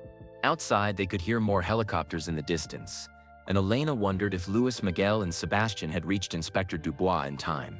Soon, they would find out if their rescue mission had succeeded, or if their family was about to face their greatest challenge yet. At the police station, Elena sat with Carlos and Marcus in a small waiting room, watching the clock on the wall tick slowly past midnight. It had been 20 minutes since Luis, Miguel, and Sebastian left to rescue Inspector Dubois, and every minute felt like an hour. Eduardo paced by the window, occasionally reporting what he could see outside. More news vans are arriving. "I count at least 6 television crews setting up in the parking lot." Carlos looked up from the chess set that a kind police officer had given him to pass the time. "Eduardo, why are there so many reporters?" "Because Papa Miguel's evidence is being released to newspapers around the world right now. By tomorrow morning, everyone will know about the oil company conspiracy." Marcus was drawing pictures of helicopters on a piece of paper. "Does that mean we're going to be famous?" Elena smiled despite her worry. "Marcus, I think we're going to be more than famous. We're going to be the family who helped solve one of the biggest crimes in history." "That sounds exciting," Marcus said. "But I'd rather just have Papa Miguel and Uncle Luis come back safely." Elena's phone rang, making everyone jump. The caller ID showed Miguel's number. "Miguel," she answered quickly. "Are you okay?" Miguel's voice came through clearly, though she could hear helicopter noise in the background. "Elena, we're fine. We rescued Inspector Dubois, but we have a situation." "What kind of situation?" "Inspector Dubois was shot by one of the conspiracy members before we could get him to safety. He's alive, but he needs immediate medical attention." Elena's nursing training immediately kicked in. "How badly is he hurt?" "Gunshot wound to the shoulder. Bleeding but conscious. Sebastian is flying him to Monaco Hospital." "But Elena..." Miguel paused. "Inspector Dubois says he has something urgent to tell us before he goes into surgery. Something about the conspiracy that we don't know yet." Elena looked at Carlos and Marcus, who were listening intently. "Miguel, the boys and I will meet you at the hospital." "No, it's too dangerous. The people who shot Inspector Dubois are still out there." Carlos took the phone from Elena. "Papa Miguel, Inspector Dubois got hurt trying to help our family. We should be there for him." Miguel's voice became gentle. "Carlos, mi hijo, you're right. Inspector Dubois risked his life for us. We should be there for him." Marcus joined the conversation. "Papa Miguel, is Uncle Luis okay?" "Uncle Luis is fine, Marcus. He helped me carry Inspector Dubois to Sebastian's helicopter. He was very brave." Eduardo took the phone. "Miguel, I'll drive Elena and the boys to the hospital. The police here can escort us safely." "All right, brother, but stay together and don't talk to any reporters." As they prepared to leave the police station, Carlos pulled Elena aside. "Elena, I need to tell you something about the letters. Something I didn't mention before." "What is it, sweetheart?" Carlos pulled out a small envelope from his pocket. "There's one more letter from Papa Miguel. It's addressed to you, but he wrote on the outside that you should only read it if something happened to him." Elena stared at the envelope with her name written in Miguel's handwriting. "But nothing happened to him. He's alive. Maybe something almost happened to him tonight. Maybe you should read it now." Elena took the letter with trembling hands. She had thought she would never receive another letter from Miguel. Now she was holding one written 3 years ago. Marcus came over to see what they were looking at. "Elena, what does the letter say?" Elena opened the envelope carefully and read the letter silently first, her eyes filling with tears. "Elena, what's wrong?" Carlos asked, worriedly. Elena wiped her eyes and looked at both boys. "It's not bad news. It's beautiful news. Listen to this. She read aloud. My dearest Elena, if you are reading this letter, then I am gone, and our boys need you more than ever. I want you to know that every day I stayed away from you, and Carlos was the hardest day of my life. I love you both more than words can express. But Elena, there is something I never told you about Carlos and Marcus, something wonderful that you need to know. Elena paused, looking at the boys' expectant faces. What wonderful thing? Marcus asked. Elena continued reading. Carlos and Marcus are not just half-brothers who share the same father. They are identical twins who were separated at birth. Carlos and Marcus stared at each other in amazement. Twins, Carlos whispered. Identical twins? Marcus added. Elena read on. When Carlos was born, I was working on an oil rig and didn't know Isabella was having twins. She was very sick after giving birth, and the doctors told her that one baby needed immediate surgery in London. Nicholas Hamilton volunteered to take Marcus to London for the surgery and promised to care for him until Isabella recovered. But Isabella's condition worsened, and she died before she could tell me about the twins. Nicholas and I became close friends, but we decided it was better for the boys to grow up in stable homes rather than confuse them by trying to reunite them. Elena felt overwhelmed by this revelation. Boys, do you understand what this means? Carlos looked at Marcus with wonder. We're not just brothers. We're twins. Marcus grinned. That's why we both love chess and building things. And that's why we both had dreams about each other, Carlos added. Elena continued reading the letter. Elena, when the oil rig exploded, I thought I was going to die. My last thought was that Carlos and Marcus would never know they were twins, but when I survived and had to take Nicholas's identity, I realized I could watch over both boys while gathering evidence against the people who killed Nicholas and tried to kill me. I planned to tell you the truth when the boys turned 10, but then the conspiracy threatened our family again. Carlos stood up and hugged Marcus tightly. We really are identical twins. That's why everyone says we look exactly alike. Marcus hugged Carlos back. And that's why we understood each other immediately, even though we speak different languages. Eduardo, who had been listening to the letter, smiled broadly. Miguel's sons are twins. No wonder they found each other across international borders. Elena finished reading the letter. Elena, please help Carlos and Marcus understand their special connection. Identical twins have a bond that goes beyond normal brothers. They will always be able to sense when the other one needs help. Use this bond to keep them safe and to help them grow into the extraordinary men I know they will become.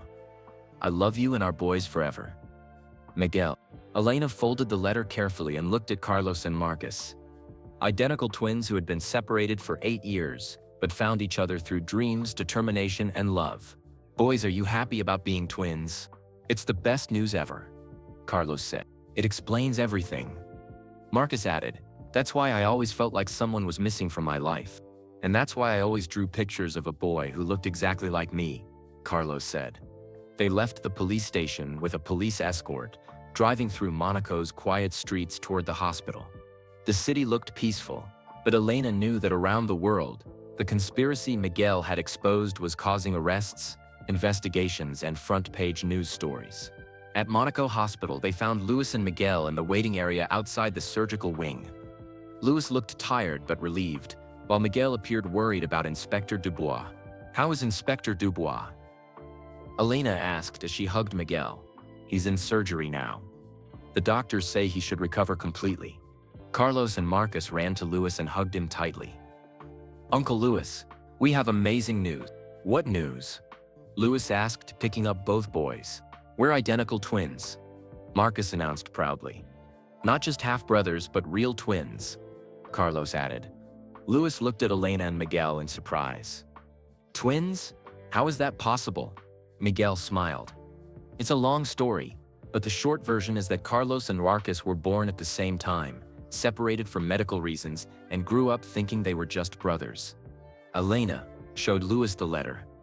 As he read it, his expression changed from surprise to amazement to joy. This explains so much, Louis said. Marcus, remember how you always said you felt like half of you was missing? And now I found my other half. Marcus said, looking at Carlos. Carlos nodded. We're complete now. Dr. Sarah Martineau emerged from the surgical area, removing her medical mask. Are you Inspector Dubois' family? We're his friends, Miguel replied. How is he? He's stable and awake. The surgery went well, and he's asking to speak with you, but only for a few minutes. He needs rest. They were allowed into Inspector Dubois' hospital room 2 at a time. Miguel and Elena went first, while Louis stayed with the boys. Inspector Dubois was pale but alert, with his shoulder bandaged and his arm in a sling. Miguel, Elena, thank you for saving me. Inspector, you were shot because you tried to help our family, Elena said. We should be thanking you. Inspector Dubois struggled to sit up slightly. Miguel, there's something I need to tell you before the pain medication makes me too sleepy. Something about the conspiracy that changes everything. Miguel leaned closer. What is it? The oil company conspiracy wasn't just about insurance fraud. It was about controlling oil reserves in international waters. The worker deaths were covering up illegal drilling operations. Elena felt confused. What do you mean? Inspector Dubois spoke carefully, as if each word was important. Meridian Oil Company has been drilling in protected marine areas for 5 years. When environmental inspectors or safety engineers got too close to discovering the illegal drilling, they arranged accidents to eliminate the witnesses. Miguel's face went pale. You mean Nicholas and the other 11 men weren't killed for insurance money? They were killed because they discovered that Meridian was destroying protected ocean environments. The insurance fraud was just a way to profit from the murders they had to commit anyway. Elena stared at Inspector Dubois. So this conspiracy is bigger than we thought? Much bigger. It involves environmental agencies, international maritime law, and protected marine sanctuaries. The people we arrested tonight are just the beginning. Miguel sat down heavily in a chair. Inspector, how many more people are involved? Potentially hundreds. Government officials who approved illegal permits, scientists who falsified environmental studies, shipping companies who transported illegal equipment. Elena felt overwhelmed. So we're not safe even after tonight's arrests? Inspector Dubois looked at them seriously. Elena, Miguel, you and your family are heroes who exposed one of the largest environmental crimes in history.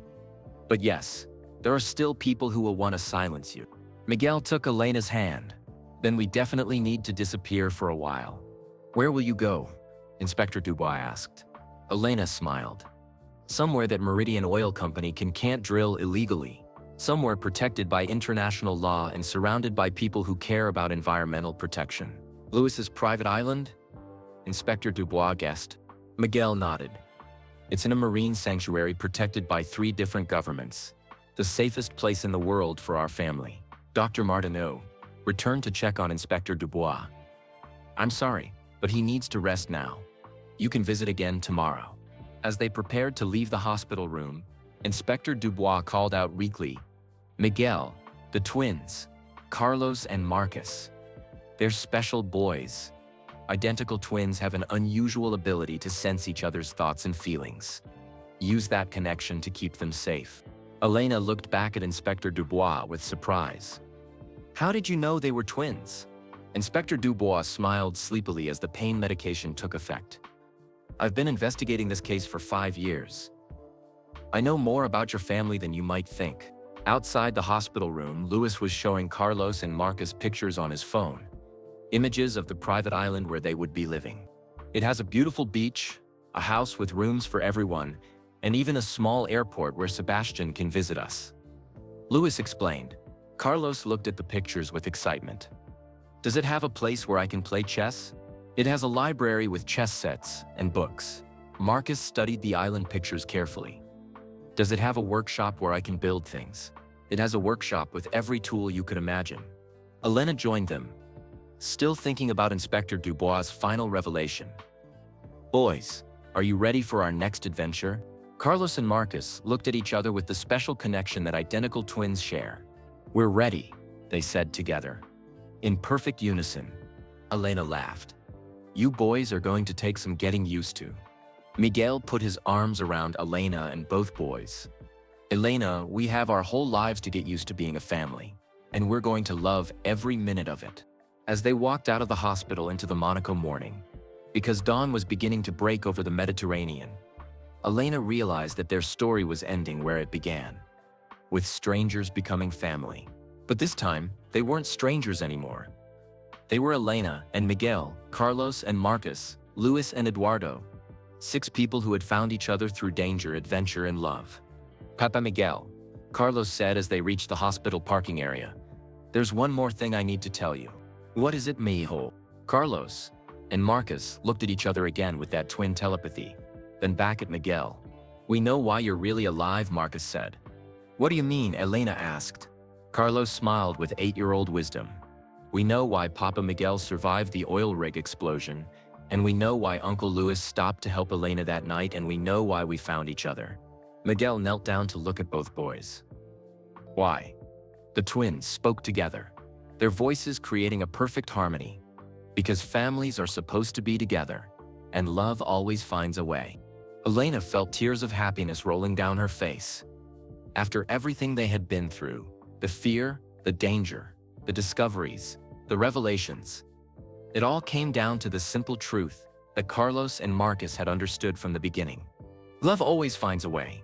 As Sebastian's helicopter appeared in the morning sky, coming to take them to their new life on the island, Elena knew that their greatest adventure was just beginning.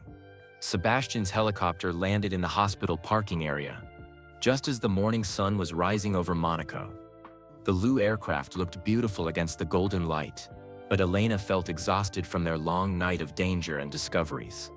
"Everyone ready for our flight to paradise?" Sebastian called out cheerfully as they approached the helicopter. Carlos and Marcus ran ahead excitedly, but Elena suddenly felt dizzy and had to stop walking. She put her hand on Miguel's arm to steady herself. "Elena, are you okay?" Miguel asked with concern. "Just tired," Elena said, though she felt more than tired. Her head was spinning and she could taste something metallic in her mouth. Luis noticed Elena's pale face. "Elena, when did you last eat something?" Elena tried to remember. "I had breakfast yesterday morning before school." "But with everything that happened, you haven't eaten in over 24 hours, Miguel realized. "And you've been under enormous stress." Dr. Sarah Martineau was walking past on her way to her car. When she noticed their group, she recognized Elena from the hospital visit and came over to see if everyone was all right. "Elena, you look very pale. Are you feeling sick?" Elena tried to smile. "Just tired, Dr. Martineau. We've had a long night." Dr. Martineau looked at Elena more carefully with her professional medical training. "Elena, I'd like to check your blood pressure and heart rate before you get on that helicopter." "That's not necessary. I'm fine." But even as Elena said the words, her knees buckled and Miguel had to catch her to keep her from falling. Carlos and Marcus came running back from the helicopter. "Elena, what's wrong?" Carlos asked in Spanish. Dr. Martineau immediately went into medical mode. "Miguel, help me get Elena back into the hospital. She needs to be examined immediately." "Dr. Martineau, we can't delay our departure," Luis said urgently. "There are still people looking for us.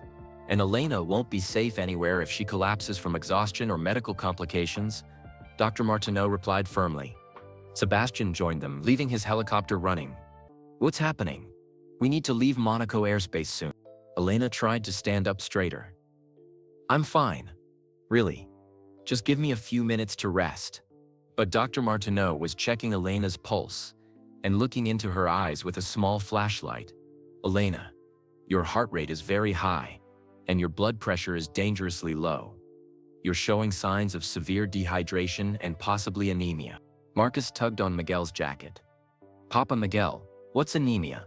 "It means Elena's blood doesn't have enough healthy red blood cells," Miguel explained simply. Carlos looked worried. "Is that dangerous?" Dr. Martineau answered gently. "It can be dangerous if we don't treat it properly. But with the right care, Elena will be fine." Elena felt frustrated and scared. They had come so far and been through so much. She didn't want medical problems to separate her from her family now. "Dr. Martineau, how long would treatment take?" "I need to run some blood tests first. Depending on the results, Elena might need iron supplements, IV fluids, or more intensive treatment." Sebastian checked his watch. "We have about 30 minutes before we need to leave, or we'll lose our flight clearance." Luis made a decision. "Sebastian, go ahead and leave. Get the boys to safety on the island. Miguel and I will stay with Elena and follow on a commercial flight when she's ready." "No," Carlos said immediately. "We're not separating again. Marcus grabbed Elena's hand. Elena, we just found out we're twins. We need you with us to help us understand everything. Elena felt tears in her eyes. The boys needed stability and family after all the confusion and danger they had experienced. Miguel knelt down next to Elena. Mi amor, what do you want to do? Elena looked at Carlos and Marcus, then at Luis and Sebastian, then at Dr. Martineau. Everyone was waiting for her decision, but she felt too weak and confused to think clearly. I don't know, she admitted. I want to keep the boys safe, but I also need to take care of my health. Dr. Martineau had an idea. What if we compromise? I can run quick blood tests and start Elena on IV fluids. If her condition stabilizes in the next hour, she can travel. If not, we'll need to keep her for observation. Sebastian nodded. I can delay our departure for 1 hour, but after that, we absolutely have to leave. They helped Elena back into the hospital, where Dr. Martineau quickly arranged for blood tests and IV treatment. Elena was settled in a hospital bed with fluids running into her arm, while Carlos and Marcus sat in chairs beside her. Elena, Carlos said softly, are you scared? Elena looked at Carlos's serious 8-year-old face. A little bit, but not as scared as I was last night when we didn't know where you and Marcus were. Marcus held her free hand. Elena, Dr. Martineau is a good doctor. She helped fix my arm when I was hurt in the factory. You're right, Marcus. Dr. Martineau is taking good care of me. Miguel paced around the hospital room, worried about Elena's health, and also worried about staying in Monaco too long. Elena, is there anything you need? Anything I can do to help you feel better? Elena smiled at Miguel's concern. Just stay close to me. I've missed you for 3 years. I don't want you to leave my side now. Luis was coordinating with Sebastian and monitoring news reports on his phone. Miguel, the conspiracy arrests are making international headlines. Every major news organization is reporting the story. That's good news for justice, but bad news for our family's privacy, Miguel replied. Eduardo, who had been quiet during Elena's medical emergency, spoke up. Miguel, I've been thinking about something Inspector Dubois said, about Carlos and Marcus having a special twin connection. What about it? He said identical twins can sense each other's thoughts and feelings. What if they can also sense when other family members are in trouble? Miguel looked at Eduardo with interest. What do you mean? Eduardo pointed to Carlos and Marcus, who were sitting very still beside Elena's bed. Look at them. They've been completely calm since Elena started getting medical treatment. Almost like they knew she was going to be okay. Miguel observed his sons carefully. Eduardo was right. The boys seemed peaceful and confident, not worried or scared like they should be if Elena was seriously ill. Carlos, Marcus, are you worried about Elena? Miguel asked. The twins looked at each other with that special communication they shared. Then back at Miguel. Elena is going to be fine, Carlos said with certainty. We can feel it, Marcus added. She's getting stronger already. Dr. Martineau returned with Elena's blood test results. I have good news and interesting news. Tell us the good news first, Elena said. The good news is that your anemia is mild and easily treatable. Your dehydration is already improving with the IV fluids. You'll be able to travel in about 30 minutes. And the interesting news? Luis asked. Dr. Martineau looked at Elena with a puzzled expression. The interesting news is that your blood work shows something unusual. Elena, have you been under extreme stress for an extended period? More than just last night's events? Elena thought about the past 3 years, struggling through nursing school, working multiple jobs, raising Carlos alone, grieving for Miguel. Yes, I suppose I have been. And have you been eating properly during this time? Elena felt embarrassed. Not always. Sometimes I skipped meals to make sure Carlos had enough food. Miguel looked stricken. Elena, you've been starving yourself to take care of Carlos? Not starving. Elena protested, just prioritizing his needs over mine. Dr. Martineau nodded understandingly. Elena, what you have is something we see in caregivers who sacrifice their own health for their families. Your body has been running on determination and love instead of proper nutrition. Carlos looked upset. Elena, you got sick because you were taking care of me. Elena reached out to touch Carlos's face. Carlos, I got sick because I didn't know how to take proper care of both of us. But that's gonna change now. Marcus stood up on his chair to be closer to Elena. Now you have Papa Miguel and Uncle Luis help take care of everyone. That's right, Miguel said firmly. Elena, you will never have to choose between your health and caring for the boys again. Dr. Martineau checked Elena's IV and vital signs. Your body is responding well to treatment. I think you'll be strong enough to travel soon. Sebastian appeared in the hospital room doorway. Everyone ready? We have clearance for takeoff in 15 minutes. Elena sat up in bed, feeling much stronger than she had an hour ago. Dr. Martineau, can I travel now? Yes, but with conditions. You need to continue taking iron supplements, eat regular nutritious meals, and get plenty of rest. No more skipping meals or working too many hours. Miguel helped Elena out of bed. Elena, I promise you'll have all the rest and nutrition you need on the island. As they prepared to leave the hospital, Dr. Martineau pulled Elena aside for a private conversation. Elena, there's something else I noticed in your blood work. Something I didn't mention in front of the others. Elena felt worried. What is it? Dr. Martineau smiled. It's nothing dangerous. But Elena, you're pregnant. Elena stared at Dr. Martineau in shock. Pregnant? That's impossible. Miguel and we haven't. The blood test indicates you're about 6 weeks pregnant. That would be from before Miguel revealed himself to be alive. Elena's mind raced back to the night 3 weeks ago, when she had thought she saw Miguel in the hotel where she worked. She had convinced herself it was just someone who looked like him, but now she realized Miguel was watching over us, wasn't he? Even before last night, Dr. Martineau smiled. That's something you'll have to ask him. But Elena, this pregnancy explains why your anemia and exhaustion have been so severe. Your body has been supporting 2 lives while being undernourished. Elena felt overwhelmed with emotions. Joy, surprise, worry, and excitement all at once. Should I tell Miguel now? She asked. That's up to you, but Elena, this baby will need proper prenatal care, good nutrition, and a stress-free environment. Elena looked through the hospital room window at Miguel, Carlos, and Marcus waiting for her. They were her family, and now they would be welcoming a new member. Dr. Martineau, will the baby be healthy despite my poor nutrition? With proper care from now on, there's every reason to expect a completely healthy pregnancy and baby. Elena rejoined her family, carrying the secret of her pregnancy and wondering how to tell them the amazing news. Elena, you look much better, Louis observed. The color is back in your cheeks. I feel much better, Elena said, which was true. Knowing about the baby had given her energy and hope she hadn't felt in years. Carlos studied Elena's face with the perceptive eyes of a child who had learned to read adult emotions. Elena, you look happy. Not just better, but really happy. Marcus nodded, like you have a wonderful secret. Elena looked at the twins with amazement. Their special connection seemed to extend to sensing other people's emotions too. I do have a wonderful secret, Elena admitted. But I'll tell everyone when we're safely on the island. Miguel took Elena's hand as they walked toward Sebastian's helicopter. Elena, whatever your secret is, we'll face it together as a family. I'm counting on that, Elena said, unconsciously placing her free hand on her stomach. As they boarded the helicopter for their flight to the Caribbean, Elena realized that their family was about to grow from 5 people to 6.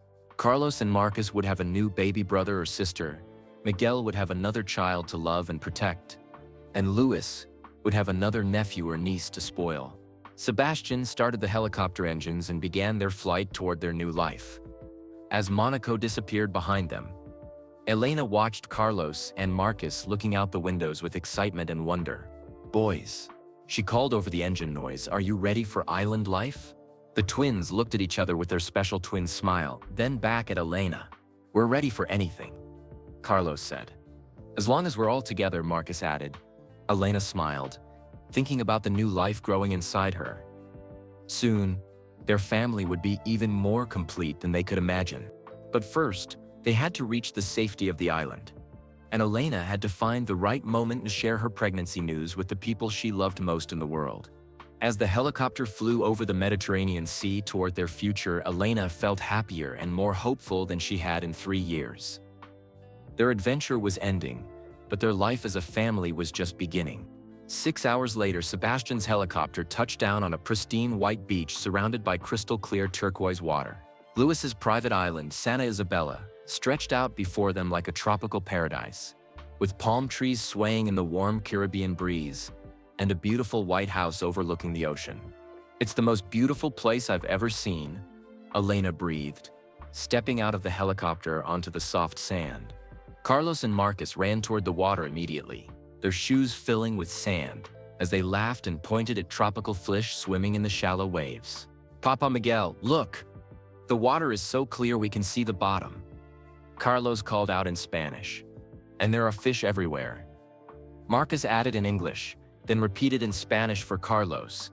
"Y hay peces por todas partes."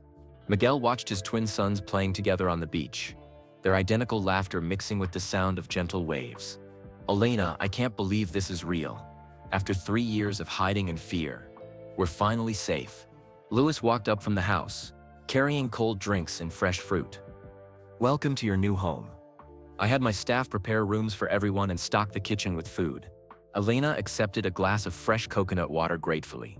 The IV fluids at the hospital had helped, but she was still recovering from her exhaustion and dehydration.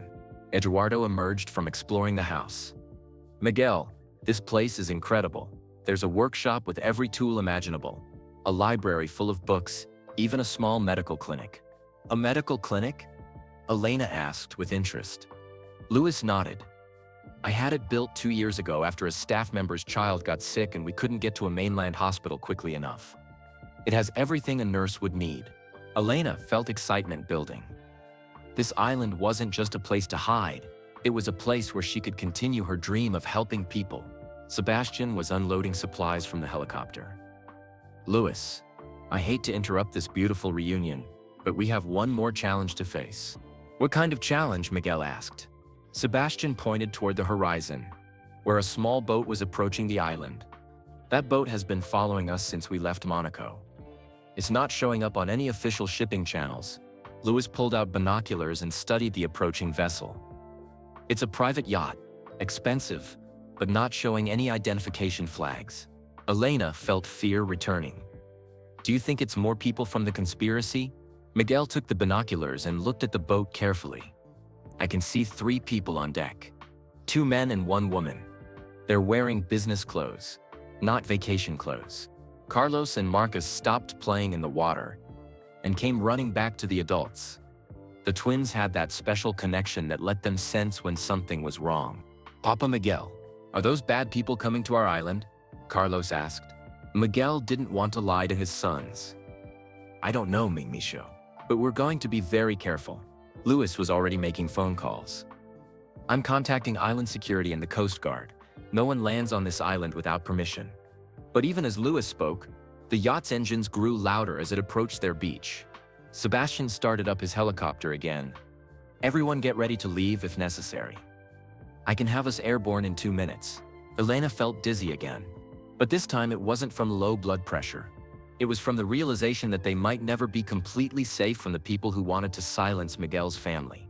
"Miguel," she said quietly, "I need to tell you something important before anything else happens." Miguel immediately focused on Elena. "What is it, mi amor?" Elena looked at Carlos and Marcus, then at Louis and Eduardo. Her whole family was here, and they deserved to know the truth about the new life joining them. "I'm pregnant," Elena said simply. Miguel stared at her in complete shock. "Pregnant?" Dr. Martineau confirmed it this morning. "About 6 weeks." Carlos and Marcus looked at each other with twin excitement, then at Elena with huge smiles. "A baby," Carlos shouted with joy. "A little brother or sister," Marcus added, hugging Elena carefully. Miguel sat down in the sand, overwhelmed by emotions. "Elena, we're going to have a baby?" "We're going to have a baby," Elena confirmed, tears of happiness in her eyes. Louis felt his heart swell with joy for his new family. "Miguel, Elena, that's incredible news." Eduardo laughed and clapped his hands. "Miguel, you're going to be a father again." Sebastian grinned from the helicopter. "Congratulations, but we still have that boat approaching." The yacht was now close enough that they could see the people on deck clearly. The woman appeared to be in her 40s with short blonde hair and an official-looking uniform. Louis studied the boat through binoculars again. "Miguel, the woman on deck is wearing what looks like a police uniform." French police. Miguel took the binoculars. That's Detective Claire Moreau, Captain Moreau's sister. Elena felt cold fear. The traitor who's been working for the conspiracy. Papa Miguel, Carlos said seriously, should we run away in Uncle Sebastian's helicopter? Miguel looked at his family, Elena carrying his unborn child, Carlos and Marcus trusting him to keep them safe, Luis and Eduardo ready to support whatever decision he made. No, mi hijo, we don't run anymore. If Detective Moreau wants to confront us, we face her here, together as a family. The yacht pulled up to the island's small dock. Detective Claire Moreau stepped off the boat, followed by two men in dark suits, who looked like private security rather than police officers. Detective Moreau walked across the beach toward their group, her hand resting on her service weapon. Miguel Rodriguez, she called out in French. Or should I say, Nicola Hamilton. You've caused me a lot of trouble. Miguel stepped in front of Elena and the boys. Detective Moreau, you're not welcome on this island. This island is in international waters. I have authority to investigate criminal activity here. Luis stepped forward. What criminal activity? We're a family on vacation. Detective Moreau smiled coldly. A family that includes a man who faked his death, stole another person's identity, and has been living illegally under false documents for 3 years. Elena realized what Detective Moreau was trying to do. You're trying to arrest Miguel for identity fraud, insurance fraud, falsifying government documents. I have enough charges to put Miguel Rodriguez in prison for 20 years. Carlos looked up at Detective Moreau with brave 8-year-old eyes. You can't arrest our papa. He didn't do anything wrong. He stole another man's identity. Little boy. Marcus stepped beside his twin brother. He took Uncle Nicholas's identity because Uncle Nicholas died saving Papa Miguel's life. Papa Miguel was honoring his friend, not stealing from him. Detective Moreau ignored the boys and focused on Miguel. Miguel, you have 2 choices. Come with me quietly, and your family stays safe. Resist arrest, and I'll have to take Elena and the children into custody as accomplices. Miguel felt rage building inside him. You're threatening to arrest a pregnant woman and 2 8-year-old boys? I'm arresting criminals who have been evading justice for 3 years. Luis stepped between Detective Moreau and Miguel. Detective, you seem to have forgotten that Miguel Rodriguez is a victim, not a criminal. He was almost murdered by the oil company conspiracy. And he's also a man who has been living under false documents and false identity for 3 years. That's illegal, regardless of his reasons. Elena felt contractions of fear in her stomach. The stress was affecting her pregnancy, and she knew it wasn't good for the baby.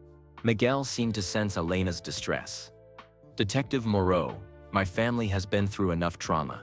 Elena is pregnant and needs medical care. Not more stress and fear. Then you should have thought of that before you decided to play dead for 3 years. Carlos tugged on Detective Moreau's uniform. Detective lady, why are you being mean our family? We're good people. Detective Moreau looked down at Carlos with cold eyes. Because your father disrupted a very profitable business arrangement. People lost a lot of money because of his evidence. Marcus gasped. You work for the bad oil company. I work for people who understand that business is more important than the life of one troublesome worker. Miguel's protective instincts flared. Detective, you just confessed to corruption in front of witnesses. What witnesses? 2 children who won't be believed and 3 adults who will be in prison for various crimes? Sebastian, who had been listening from the helicopter, made a decision. He activated his aircraft's external speakers and began broadcasting their conversation to the Coast Guard frequency, recording everything Detective Moreau said. Detective Moreau, this is Sebastian Vettel. Your confession of corruption and conspiracy is being broadcast to law enforcement agencies in 3 countries. Detective Moreau spun around in anger. Turn off that broadcast immediately. I don't think so. The world deserves to know that a French police detective has been protecting corporate murderers. The 2 men in suits moved toward Sebastian's helicopter, but Luis and Eduardo positioned themselves protectively in front of Elena and the boys. You're not touching this family, Luis said with determination. Detective Moreau drew her weapon. Everyone on the ground. Now. But Carlos and Marcus looked at each other with their special twin communication, then back at Detective Moreau. Detective lady, Carlos said calmly, you should look behind you. Detective Moreau turned around to see 3 Coast Guard vessels approaching the island at high speed, their emergency lights flashing across the water. You see, Marcus explained, Uncle Sebastian wasn't just broadcasting your confession to law enforcement.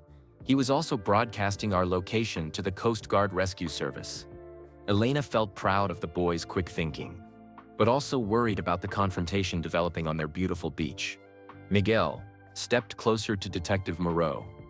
Detective, you have about 2 minutes before the Coast Guard arrives. You can surrender peacefully, or you can try to explain to them why you're threatening a family with children. Detective Moreau looked at the approaching Coast Guard boats, then at Sebastian's helicopter still broadcasting, then at Miguel's family standing together on the beach. This isn't over, Miguel Rodriguez. Even if I go to prison, there are others who will continue this fight. Maybe, Miguel replied, but they'll have to go through all of us to hurt our family. The first Coast Guard boat reached the dock, and uniformed officers began running across the beach toward them. Detective Claire Moreau, you are under arrest for conspiracy, corruption, and threatening civilians, the lead Coast Guard officer announced. As Detective Moreau was handcuffed and led away, she called back to Miguel, you think you've won because you exposed the conspiracy. But you have no idea what you've started. There are people involved in this who will never stop hunting your family. Elena felt the baby move slightly inside her for the first time. Just a tiny flutter, but enough to remind her that they weren't just protecting Carlos and Marcus anymore. Miguel, she said quietly, I need to tell you and the boys about my secret now. Miguel, Carlos, and Marcus gathered around Elena as the Coast Guard finished securing the beach and Sebastian shut down his helicopter engines. Boys, Elena said, looking at Carlos and Marcus with love. How would you feel about having a baby brother or sister? The twins stared at Elena for a moment, then broke into enormous grins. A baby? Carlos shouted, hugging Elena gently. We're going to be big brothers, Marcus added, dancing in the sand. Miguel looked at Elena with tears in his eyes. Elena, are you sure? Really sure? Dr. Martineau confirmed it. We're going to have a baby in about 7.5 months. Miguel swept Elena into his arms and spun her around carefully, both of them laughing with joy. Louis felt his heart overflowing with happiness for his new family.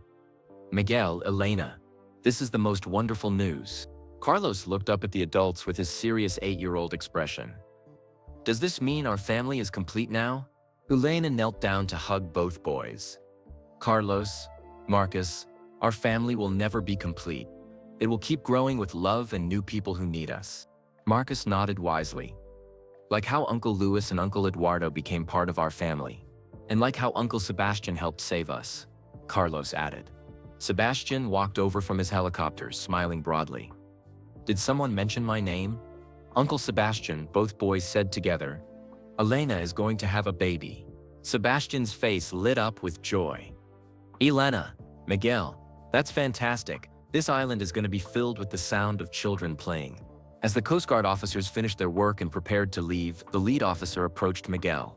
Mr. Rodriguez, you and your family are now under official protection. No one will be able to reach this island without government authorization. Miguel shook the officer's hand gratefully. Thank you. All we want is to live peacefully and raise our children. After what you've done to expose the oil company conspiracy, you deserve all the peace in the world. Elena sat down on a piece of driftwood, feeling tired but happy. The morning sun was warm on her face, and the sound of waves was peaceful after the chaos of helicopters and sirens. Carlos and Marcus sat beside her, one on each side. Elena, Carlos said, are you happy about the baby? I'm very happy, Carlos. But are you happy about becoming a big brother? Carlos and Marcus looked at each other with their twin communication. Then back at Elena. We've been practicing being big brothers with each other, Marcus said. And we're really good at it, Carlos added. So we'll be really good big brothers for the baby too. Miguel sat down in the sand in front of Elena and the boys. Elena, I know this baby wasn't planned. Are you worried about anything? Elena thought about her concerns. Her health, their safety, raising 3 children while Miguel continued to face threats from the conspiracy. I'm worried about staying healthy and taking good care of the baby. And I'm worried about raising children in a world where people might always be trying to hurt our family. Louis joined their circle in the sand. Elena, you won't be raising children alone anymore. You have Miguel, me, Eduardo, Sebastian, and anyone else we need to help. Eduardo sat down with them too. And Elena, this island is surrounded by international waters protected by 3 governments. It's probably the safest place in the world to raise children. Carlos looked at Elena's stomach, even though it was too early to see any changes. Elena, what should we name the baby? Elena laughed. Carlos, we have 7 months to think about names. Marcus had an idea.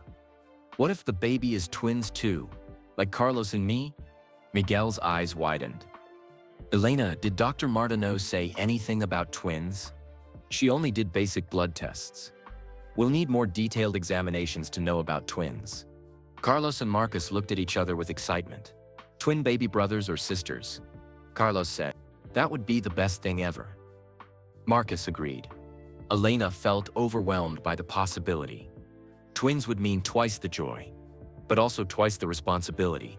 Sebastian, who had been checking his helicopter, came over to join their family meeting. Everyone, have good news.